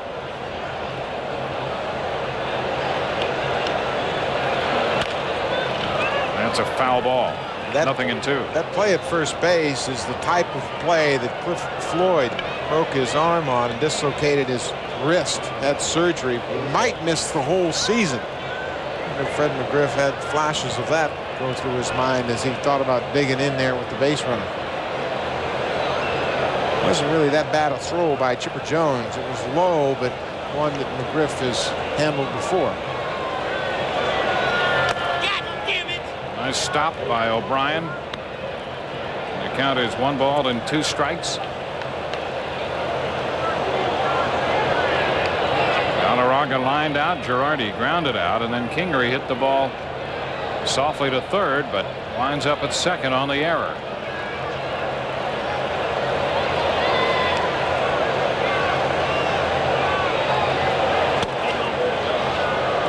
Two and 2.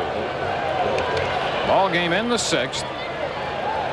Maddux touched for 3 runs in the first and another run in the 3rd inning. That was keyed on an infield hit and a stolen base, and the run scored eventually on a ground ball. That's 79. a good ratio. 23 balls. And Castilla out on strikes to retire the side. They leave a man at second. Bottom of the 6th coming. 5-4 Atlanta. So, Ron, what's the deal with injuries this time of year? Well, if you break a wrist or lacerate a kidney or something, you still might play anyways. That's what makes the playoffs different. So mentally, you can just kind of block out the pain? No, you can't do that. It hurts too much.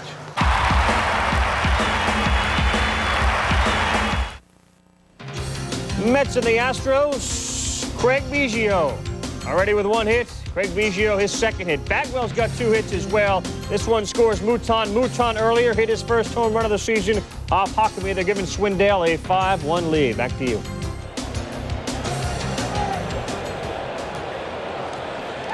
In Atlanta, the Braves hold this 1-run lead as Mark Lemke bounces one to Jason Bates at second to start the bottom of the 6th.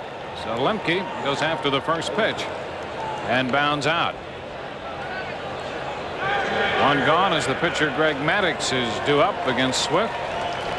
In the National League East, the Braves start the day running third, 4 games back. A year ago at this time, they were in first place by 4.5. But they trail the Phillies and Montreal in the East starting play today. Greg Maddux takes a strike. Maddux and Swift facing each other here. They both have been influenced by Dick Pole, who is now the pitching coach in San Francisco, and you mentioned him earlier in regard to Swift's stay with the Giants, and Maddux will tell you the same thing, that he is very fond of Leo Mazzoni and appreciative for what he's done here, the Braves pitching coach. But it was Dick Pole who had as much influence on Maddux as anybody, because he was with him in the minor leagues through the various stages of his progression through the Chicago system, and then at the major league level with Maddux as well. Now, Greg will tell you he's been very fortunate to have been exposed to Dick Pole and Billy Cotter and here Leo Mazzoni. 3 pretty good pitching coaches, and Dick Pole really loves to emphasize the changeup. That's such an important pitch for Greg Maddux, you know, in an era when everybody talks about split finger pitches and fork balls and all of that.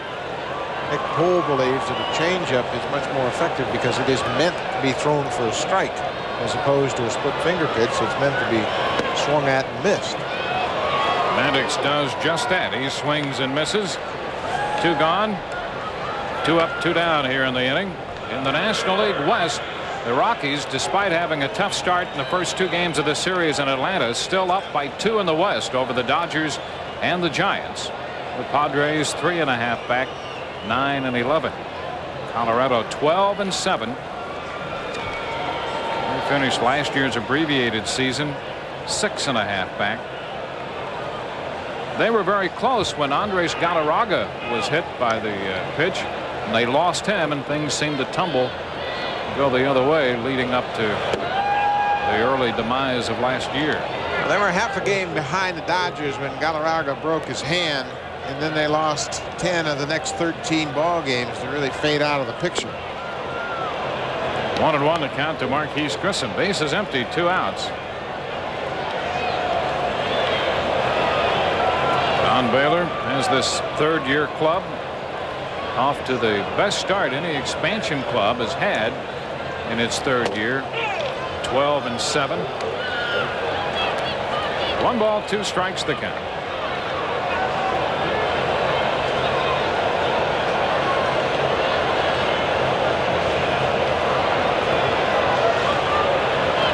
Swift gave up 2 runs in the first and 3 in the second inning. 2-2. Since then, gave up a couple walks in the third, had that 1-2-3 inning in the fourth, a walk and a single in the fifth, and has retired the first 2 hitters in the sixth as Grissom fouls it out of play. So eventually both these pitchers have pretty much gotten to the point we thought they would be. Swift still isn't exactly on his game yet, but getting there.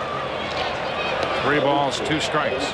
Well, you expect a 1-run game when these 2 guys hook up, but you don't expect 9 runs to be scored in a game.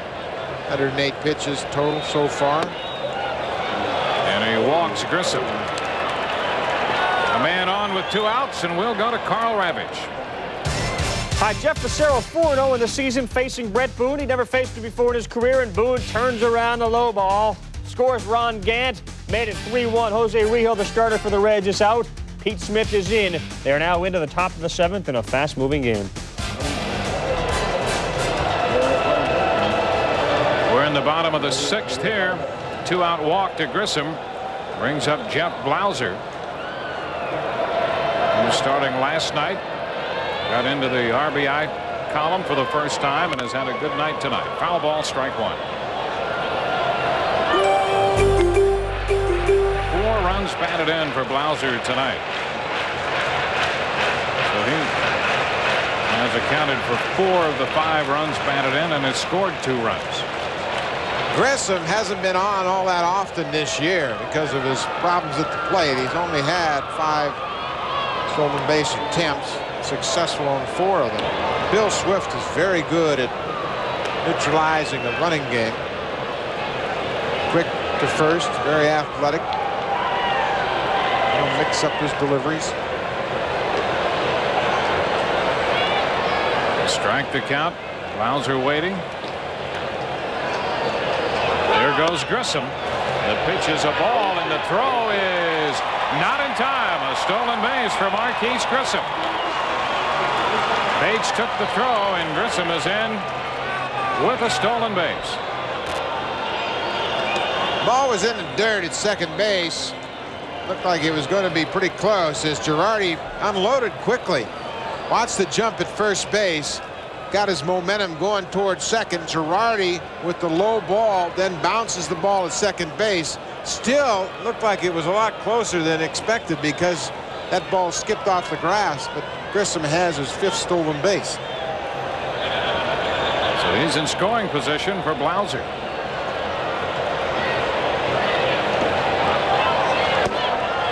Ball 2. 2-1. Bullpen is busy. Left-hander Mike Munoz. So for the 2nd straight inning, action in the Colorado bullpen.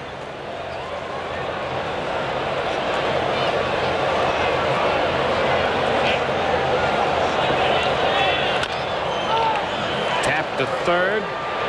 Castilla across to Galarraga to retire the side. A man left at second. We are through 6 with the Braves leading the Rockies 5-4. In Atlanta, we have a 1-run ball game. Braves leading the Rockies 5-4. All the scoring in the early stages of this one so far as we move into the 7th. Greg Maddux goes to the mound. Facing the bottom 2 in the Colorado order. They have Bates and then the pitcher's spot due second. But they already have John Vanderwall moving into the on-deck circle, and then we'll go to the top of the order. Ground ball right back to the mound. Toss to first, and Bates is out for the 3rd straight time on a ground ball. He's gone to first, second, and this time right back to the pitcher. I don't know how you could be much better than this fella. He has been outstanding coming off the bench for Colorado. John Vanderwall, 7 of 11 with 6 runs batted in and a home run. He got a pinch hit in last night's game in his 1 at bat. Stepped up to plate, ripped a single. First pitch is a strike, says Eric Gregg.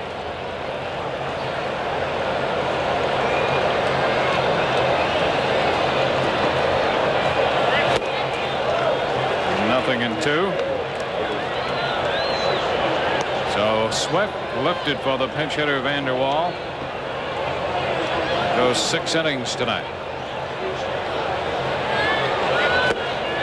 And how about this? Vanderwall is out on 3 pitches. He's been so great off the bench, and Maddux disposes of him. 1, 2, 3.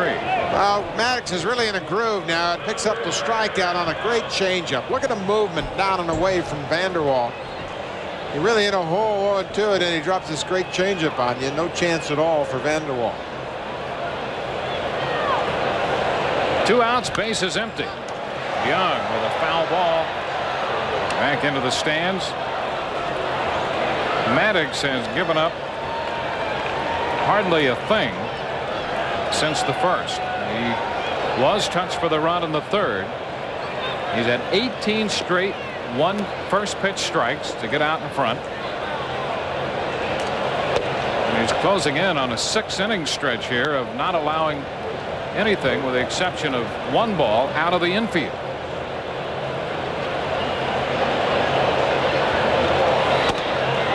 Two balls and a strike to count to Young.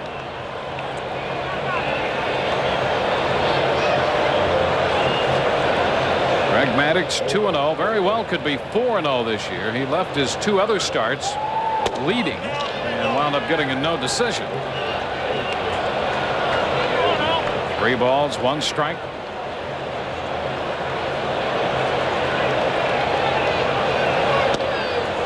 And he gives up the walk. That's his first walk issued tonight, and only the 5th walk all year now in 30 innings. Not too many flaws when you look at his line, but you can see he's upset by allowing the tying run to reach base with a 2-out walk. Bobby Cox isn't too concerned about it. Go ahead, Greg. Just continue. 2 outs with a runner at first. That's Young. And here's Walt Weiss. Rockies have been aggressive on the bases tonight as Maddux holds the ball and now goes to first. Young with some speed over there. Well, he's aware of the situation. That's why he held the ball so long, hoping to get Young to move. Just 89 pitches here in the 7th inning.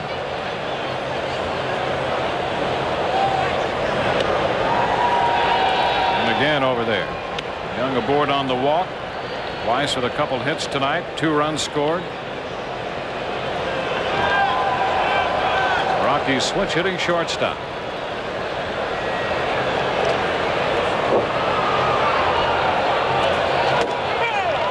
Takes the pitch for a strike.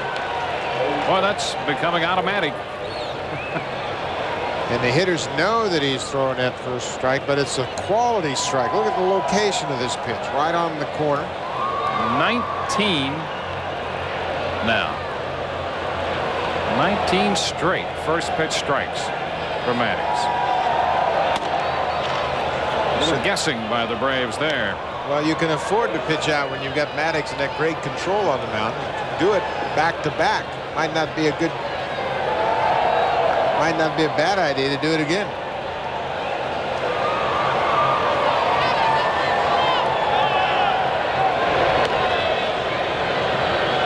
Another little toss over there.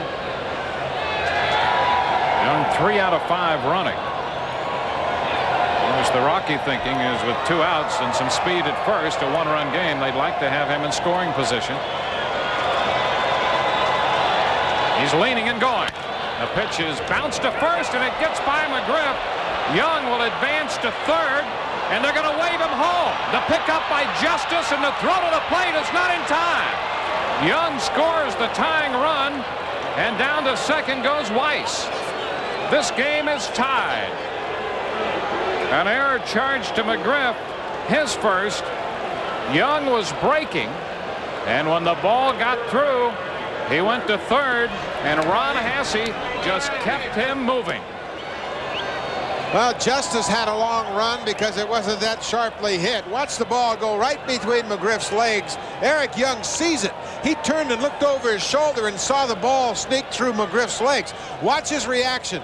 He looks back over the play right there and sees the ball. And then he takes off, and now he's going to pick up the third base coach. Ron Hasse is way down the line and waves him home to tie the score. Now Larry Walker takes the first pitch. Too low for a ball. So Weiss is at second base. 2 errors charged to the Braves tonight. Chipper Jones charged with his first in the 6th, and here in the 7th, McGriff charged with his first of the year. 1 ball, 1 strike to count to Walker. A 5-5 tie.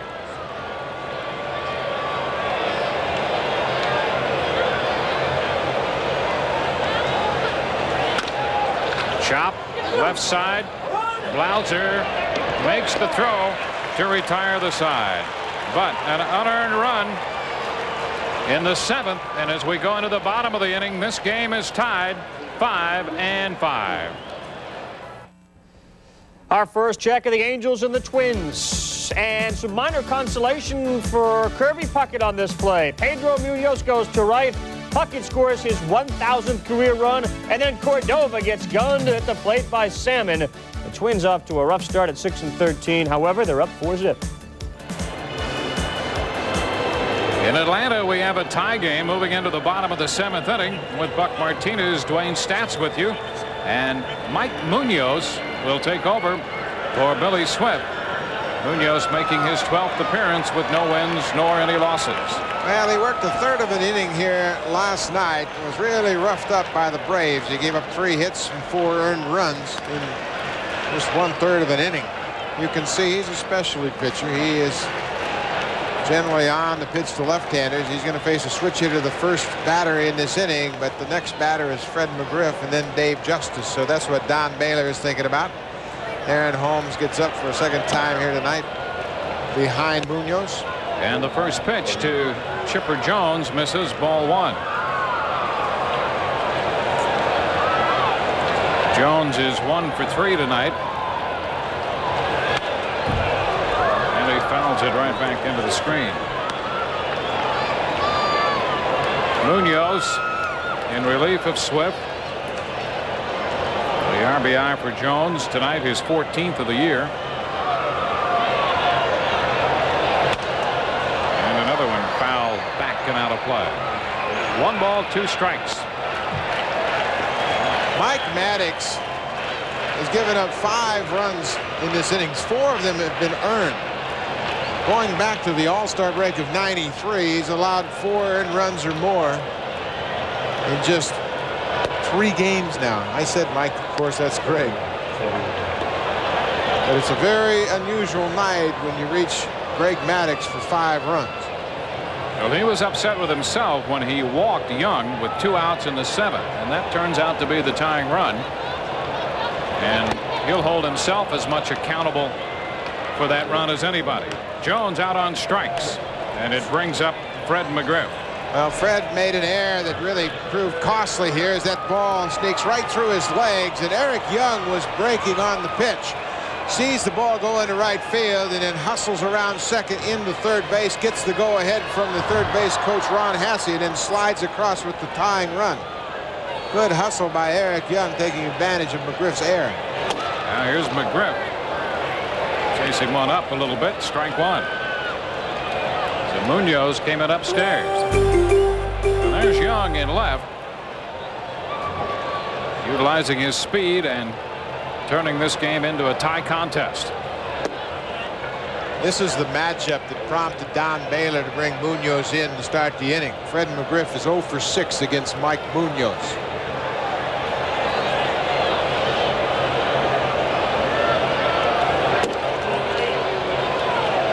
Ball 2. It's 2-1.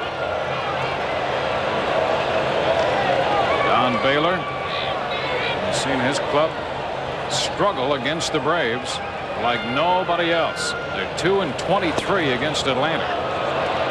They've tied the game in the 7th inning tonight. 2-2 the count to Fred McGriff. Munoz really dropped a good hook on McGriff right there. Fred was fooled by the pitch out in front.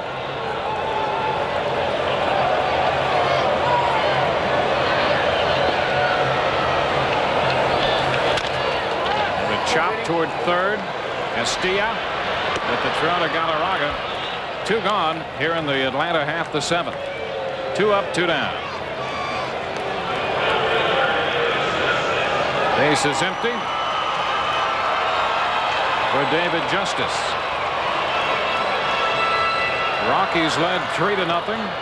Braves scored 2 in the first and then took the lead with 3 runs in the second to make it 5-3. Rockies with a run in the 3rd inning to make it 5-4 and an unearned run in the top of the 7th to tie it at 5. Justice nothing of 2 with the base on balls. A 1 ball no strike count. Justice with the big night last night, returning to action after missing 9 games with a bad shoulder. Munoz throws a strike. It's 1-1.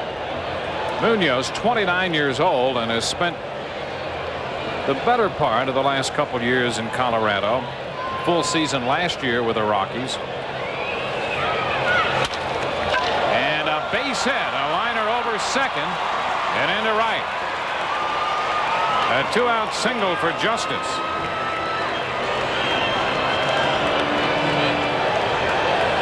Now, Don Baylor got a pretty good effort tonight from Bill Swift after a rocky start. He gave up 2 runs in the first inning, but then settled in. Big concern in my mind will be the walk total. 5 walks for Bill Swift for the second straight game. That's just too high. Too many opportunities for the opposition. And here comes Baylor out to get Mike Munoz, who gives up a 2-out base hit to David Justice. The Braves called upon a pinch hitter, Mike Kelly, a right-handed batter, and a pitching change in the making.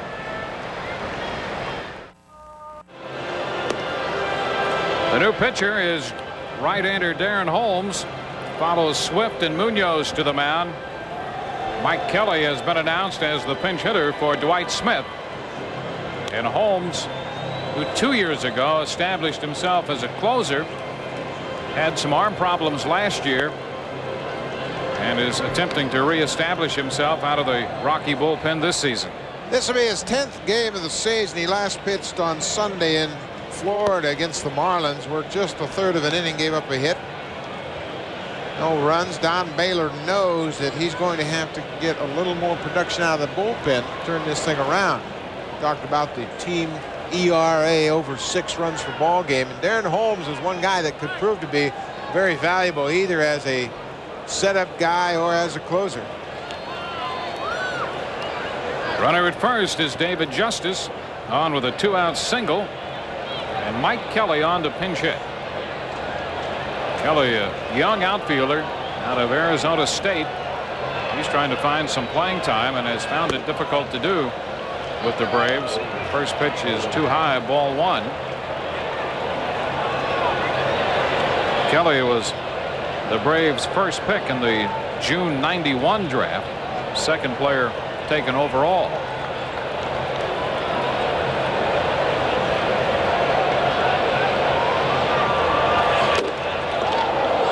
Holmes with something on that one. What was Kelly thinking about there? Maybe hitting a home run? Boy, what a cut. And a good cut at that fastball, but you can see Holmes located it well outside away from Kelly. I tell you, the Braves need some pop from the right side. They really miss Ron Gann's power.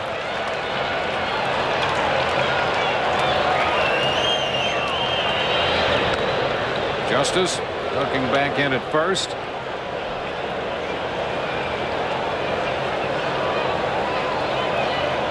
Well, on that fastball that Holmes threw by Kelly, I guess if there was any question about his right elbow, that might put some of that to rest. Takes something off, and a ground ball to third. They'll get the force at second, and that takes care of Atlanta in the 7th. They leave a man. We're through 7. This game's still tied 5-5.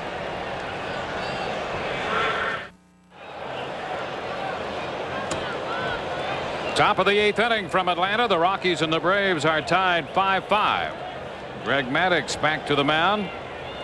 He was touched for the unearned run in the 7th inning and faces Andres Galarraga leading off the 8th. Galarraga bounces one outside the bag at third, foul for a strike. Galarraga hit a home run last night as a base hit, a run scored, and a run batted in tonight. His average up to 256.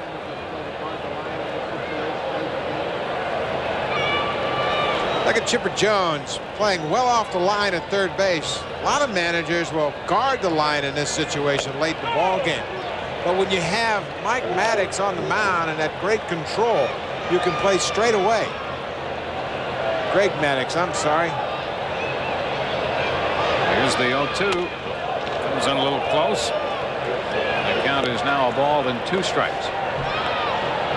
Galarraga's body fat level went from 17%. He says it's now down to 10. He lost 35 pounds over the winter. Big chop off the plate. And that's fine. He said the first couple days when he started that intense program with that personal trainer, his body hurt everywhere.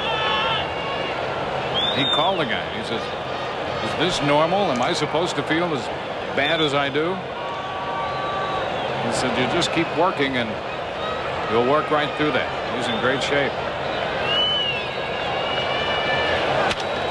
And drills a base hit through the hole on the left side.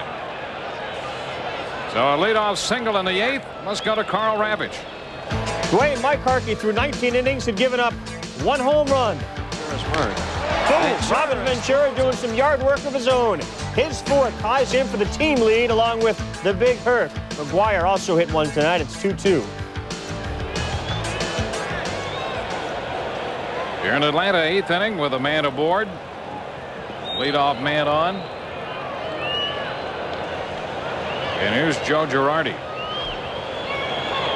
There goes Galarraga's. Girardi puts down the bunt. Maddux will chase it down and get the tag on Girardi. Actually, Girardi eluded the tag by running out of the runner's lane. So it's a sacrifice. Girardi out, Maddux unassisted, and down to second goes Galarraga. Because Maddux is such a good fielder, they elect to start the runner, Galarraga, at first base to prevent any possibility of getting that lead runner. Maddux comes over, fields it. You see Girardi well out of the baseline, so he's called out. But he delivers the sacrifice and puts the go-ahead run in scoring position at second base. So Don Baylor sees his club with a man in scoring position, and the left-handed bat of Mike Kingery up there. Foul ball outside of first, strike 1. Kingery drove in 2 runs with a single back in the first. Reminder, Game 7, the Eastern Conference quarterfinals, the Washington Capitals and the Pittsburgh Penguins. Penguins tied the series with a 7-1 thrashing of the Caps last night in Game 6, following that overtime win in Game 5. Game 7 tomorrow night at 7:30 Eastern from the Igloo in Pittsburgh. 1 strike to count on Kingery. 1-1. Braves have won the first 2 games 4-0 and 15-3. Rockies with the potential lead run at second base. That's Andres Galarraga. And a liner into center. Base hit. Grissom charging up with the ball. Galarraga on his way to the plate. The throw cut off.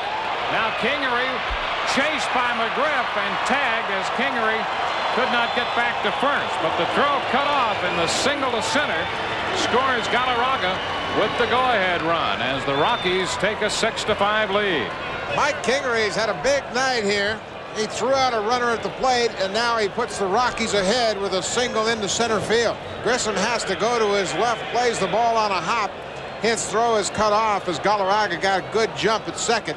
Kingery well around the bag, gets tagged out by McGriff, but he drives in the go-ahead run with a single to center.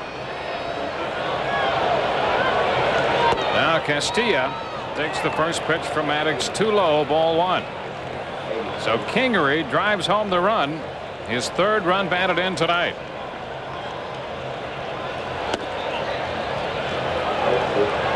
Two balls, no strikes to count. So the leadoff single, the sacrifice, and now a base hit. And the Rockies lead 6-5. 2-1 now.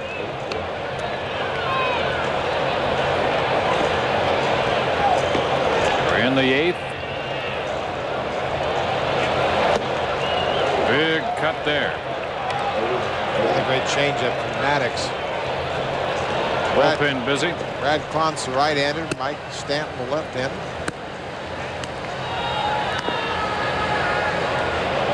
A 2-2 count. Maddux to Castilla. And he got him. O'Brien digs it out of the dirt and flips to first to retire the side. But Maddux touched for a run in the 8th. We'll go into the bottom of inning 8. Rockies 6 and the Braves 5. The Rockies, who are only 2-23 against the Braves, have a 6-5 lead as the Braves come into bat in the bottom of the 8th inning. Darren Holmes, the 3rd pitcher, will face Charlie O'Brien, the Atlanta catcher, to lead off. Lemke due to follow, and then the pitcher's spot due 3rd. O'Brien came up with a base hit in the 5th. He is 1 for 3. And Holmes throws a strike on the corner.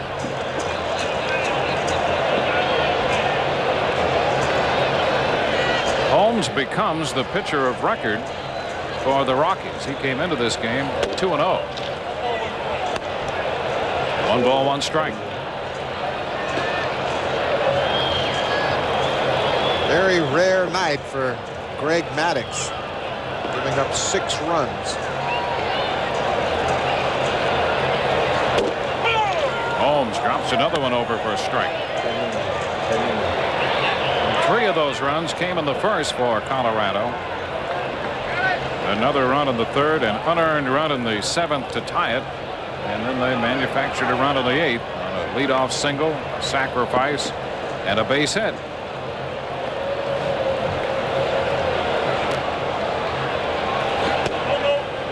Holmes missed, and the count is 2-2. Holmes Swift was the, for 6. excuse me, DeWayne. He was the 3rd round pick in the expansion draft in the 1st round. He was after David Need and Charlie Hayes, so the Rockies had an awful lot of hopes for him. Good arm, good curveball. Well, he had to jump on O'Brien and now has a full count. Swift worked 6, gave up 5 runs. Munoz 2/3, and Holmes got the final out in the 7th and has walked O'Brien after getting out in front. He gives up the walk. Now we'll have a pinch runner. O'Brien, after drawing the leadoff walk, will be lifted for more speed. That's Mordecai, Mike Mordecai, a spare infielder. And speculation as to whether he will be sent back when they activate Quesco. I'd like to see him get some playing time, but he's pinch running here in the 8th inning with Mark Lemke standing in.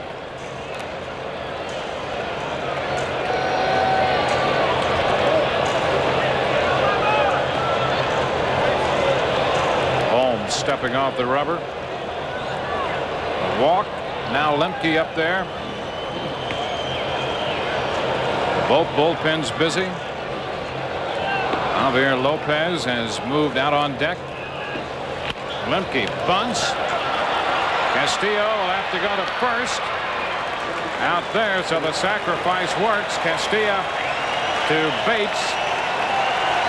So the Braves have sacrificed the tying run into scoring position, and Maddux will be lifted for the pinch hitter Lopez. Perfect sacrifice bunt executed by Mark Lemke. He really deadens this thing right down in front of Vinny Castilla, charging hard from 3rd base. Right down the end of the bat. Takes all the sting out of it, and it dies right there in front of home plate, and he moves the runner along. Good job by Lemke. So Don Baylor looking over the situation. A man at second, and Mike Mordecai. 1 out. Javi Lopez, the pinch hitter for Maddux. Maddux lifted after 8.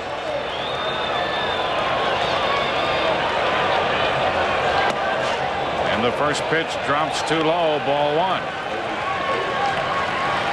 Action in the bullpen. The right-hander, Clance. Stanton, the left-hander.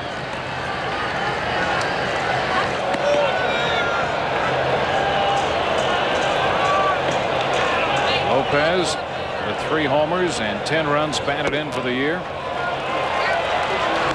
count is 2-0.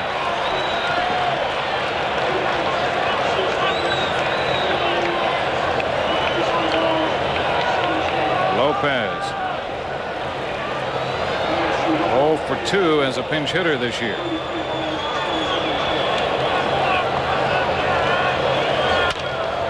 Ground ball to the left side. Castilla ranging far to his left makes the play, and the throw to first base to Galarraga. Holding at second, Mordecai, and he's there with 2 outs for the top of the batting order. Wohlers has replaced Ponce in the bullpen now. where Mark Wohlers with that strong right arm is throwing. And Marquise Grissom, who's been on base 3 times tonight and has scored 2 runs, is the hitter with 2 outs and a man in scoring position.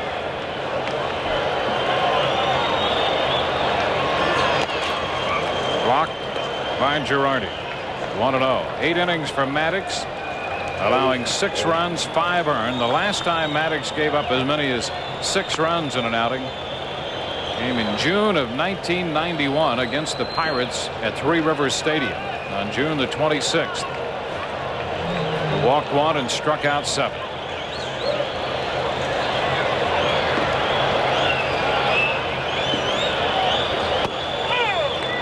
Holmes throws a strike to Grissom. It's 1-1. Holmes has a very good curveball, and he's not afraid to use it any time. He walked the leadoff batter Charlie O'Brien on a 3-2 curveball that missed. That's a lot of danger with that is when you don't throw a good one, and hitters are looking for breaking ball, and they'll hit your hanger. And he misses up with the fastball this time. 2-1.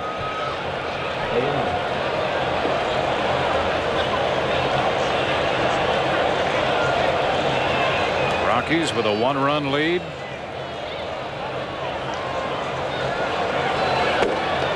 Big cut there by Grissom to square the count at 2-2. We're in the bottom of the 8th inning here. Reminder coming up next, the Pirates and the Dodgers on Game 2 on ESPN's Wednesday Night Baseball. Pirates won the first game of that series last night.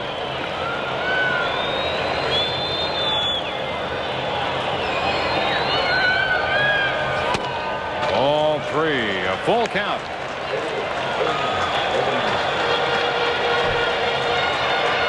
Well, if he continues his pattern, Grissom can be expecting a curveball here. Got a base open. The 3-2, and Grissom is out on strikes, reaching for the breaking ball. We are through 8 with the score 6-5 Colorado.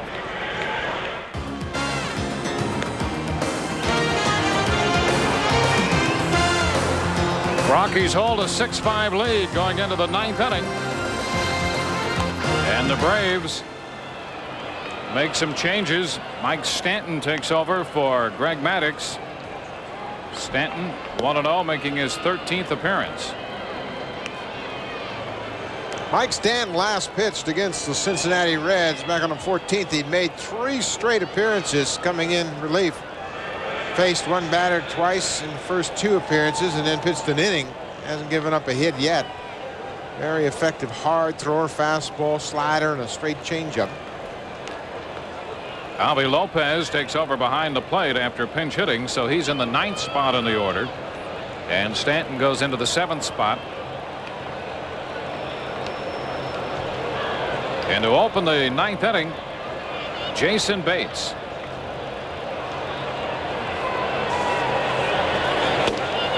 The first pitch is in there for a strike.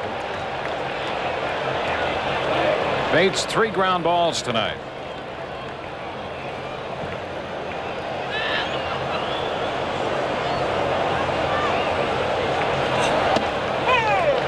And a breaking ball for a strike. 0-2. There's Dante Bichette on deck. 8 innings for Maddux. Unfamiliar territory for Maddux tonight. The Braves. Foul ball. Count is still 2 strikes. The Braves have 5 runs tonight, and in Maddux's last 40 starts, he's been the losing pitcher only 1 time in a game in which the Braves have scored 4 or more runs. He lost to the Cardinals 5-4 last April the 19th of '94. A strike call. So Bates caught looking, says Eric Gregg, and Stanton picks up a strikeout of the first man he faces. Jason Bates couldn't pull a trigger on this Good fastball right at the knees. Eric Gregg rings him up. First strikeout for Stanton. Now Bichette will bat for Holmes, who is the pitcher of record. Holmes an inning and a third tonight. A strikeout and a walk.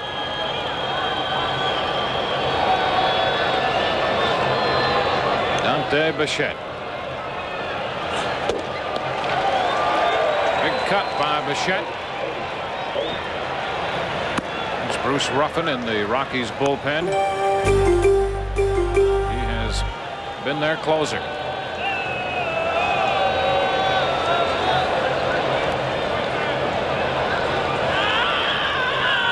One out, bases empty, top of the ninth.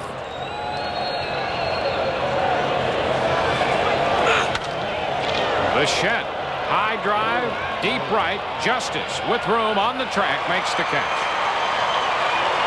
So Bichette hit it a long way to the opposite field, but Justice had room to make the grab. The Rockies just 2-23 all time against the Atlanta Braves. They've had a terrible time against Atlanta, and as it would follow, a brutal time in this ballpark. It would mean a lot to the Rockies to be able to finally win another game here, but more than that, to beat Maddux. Here's a team that's trying to establish to themselves that they can beat the good teams, and they come out, lose the first two in this series, and then walk away with a win against Maddux would be a big morale booster for this ball club. Eric Young takes a 1-0 pitch and lifts a high pop fly. Blauser out from short, makes the catch. 1, 2, 3 go the Rockies, and we'll go into the bottom of the ninth inning. The Braves will have Blauser, Jones, and McGriff due up, down by 1. In Atlanta, the Rockies lead 6-5 as the Braves come into bat in the bottom of the ninth inning. It's time now for the Kelly Springfield Tire key plays of the game. The first one tonight, Jeff Blauser in the second inning connected for the second time in as many nights. A 3-run shot to key the 3-run second. Blauser, who drove in a run for the first time last night, has 4 tonight. And then in the seventh inning, Eric Young breaking, scores all the way from first on the error by McGriff on the ball hit by Walt Weiss. Young crossing the plate to tie the game at 5 in the seventh. And Mike Kingery in the 8th inning with 1 on and 1 out comes up with a base hit, chasing home Andres Galarraga to give the Rockies a 6-5 lead. And that's where we stand as this game carries on into the bottom of the ninth. The new pitcher is Bruce Ruffin. He comes on trying to close it as Dante Bichette stays on to play left field. Bruce Ruffin is 5 for 5 in save opportunities. He has been outstanding. This is his 10th appearance of the season. 5 walks, 9 strikeouts. Dante Bichette takes over defensively in left field after pinch hitting in the top of the ninth.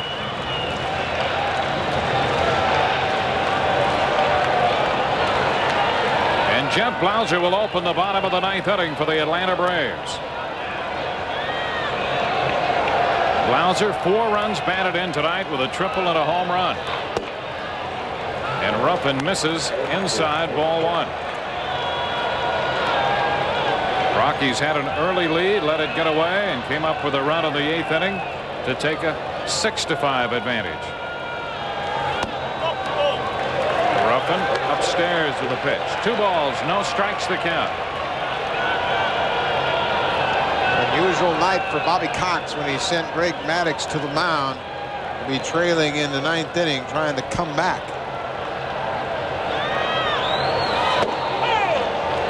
And a strike. It's 2-1.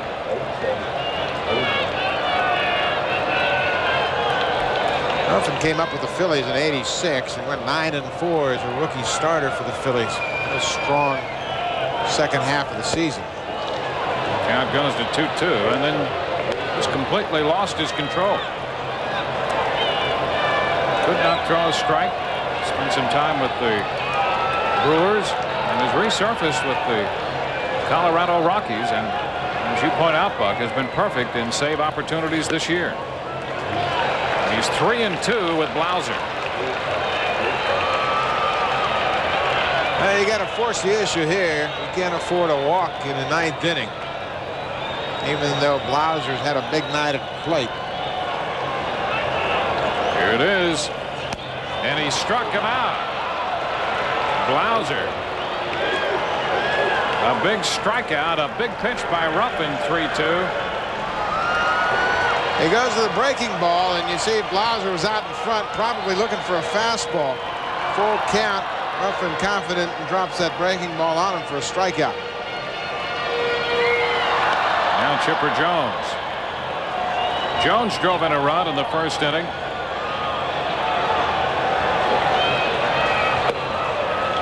Ruffin down and in for a ball. We're in the bottom of the 9th. A reminder, the Pirates and the Dodgers are coming up next. Joel Myers and Joe Morgan standing by. Ruffin gets a strike, 1-1. Don Baylor along with Art Howe.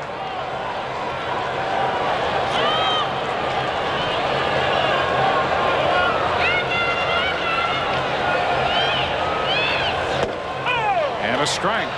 Ruffin ahead now. 1 ball, 2 strikes. Ruffin's very basic now as a closer. He throws fastball and a good slider, and right here starts that slider outside, breaks over the outside edge, and strikes him out. Strikes out Jones.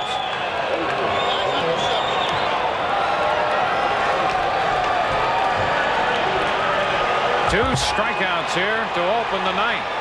Another very good slider. You see Chipper Jones chases a bad pitch down and in, and Ruffin really dropped the nasty slider on him. Second strikeout. And here's Fred McGriff. He's had a tough time against Ruffin. Ground ball. This is Weiss. 24 Braga. And this game is over. 1-2-3 go the Braves in the 9th inning, and the Colorado Rockies, who've had such a tough time against the Braves overall and an equally difficult time in Atlanta, come back and win this one tonight 6-5. Holmes will pick up the victory, and Ruffin converts the save, his 6th. Kingery, a big night at the plate and in center field for the Rockies. 6-5 the Rockies. Now let's go to Carl Ravitch. All right, Dwayne, thanks very much. So the Rockies pitching shutting down the Braves bats a little bit. They had outscored them 19-3 in games previous to this. A lot more scores to tell you about when we come back on Wednesday Night Baseball here on ESPN. Stay with us.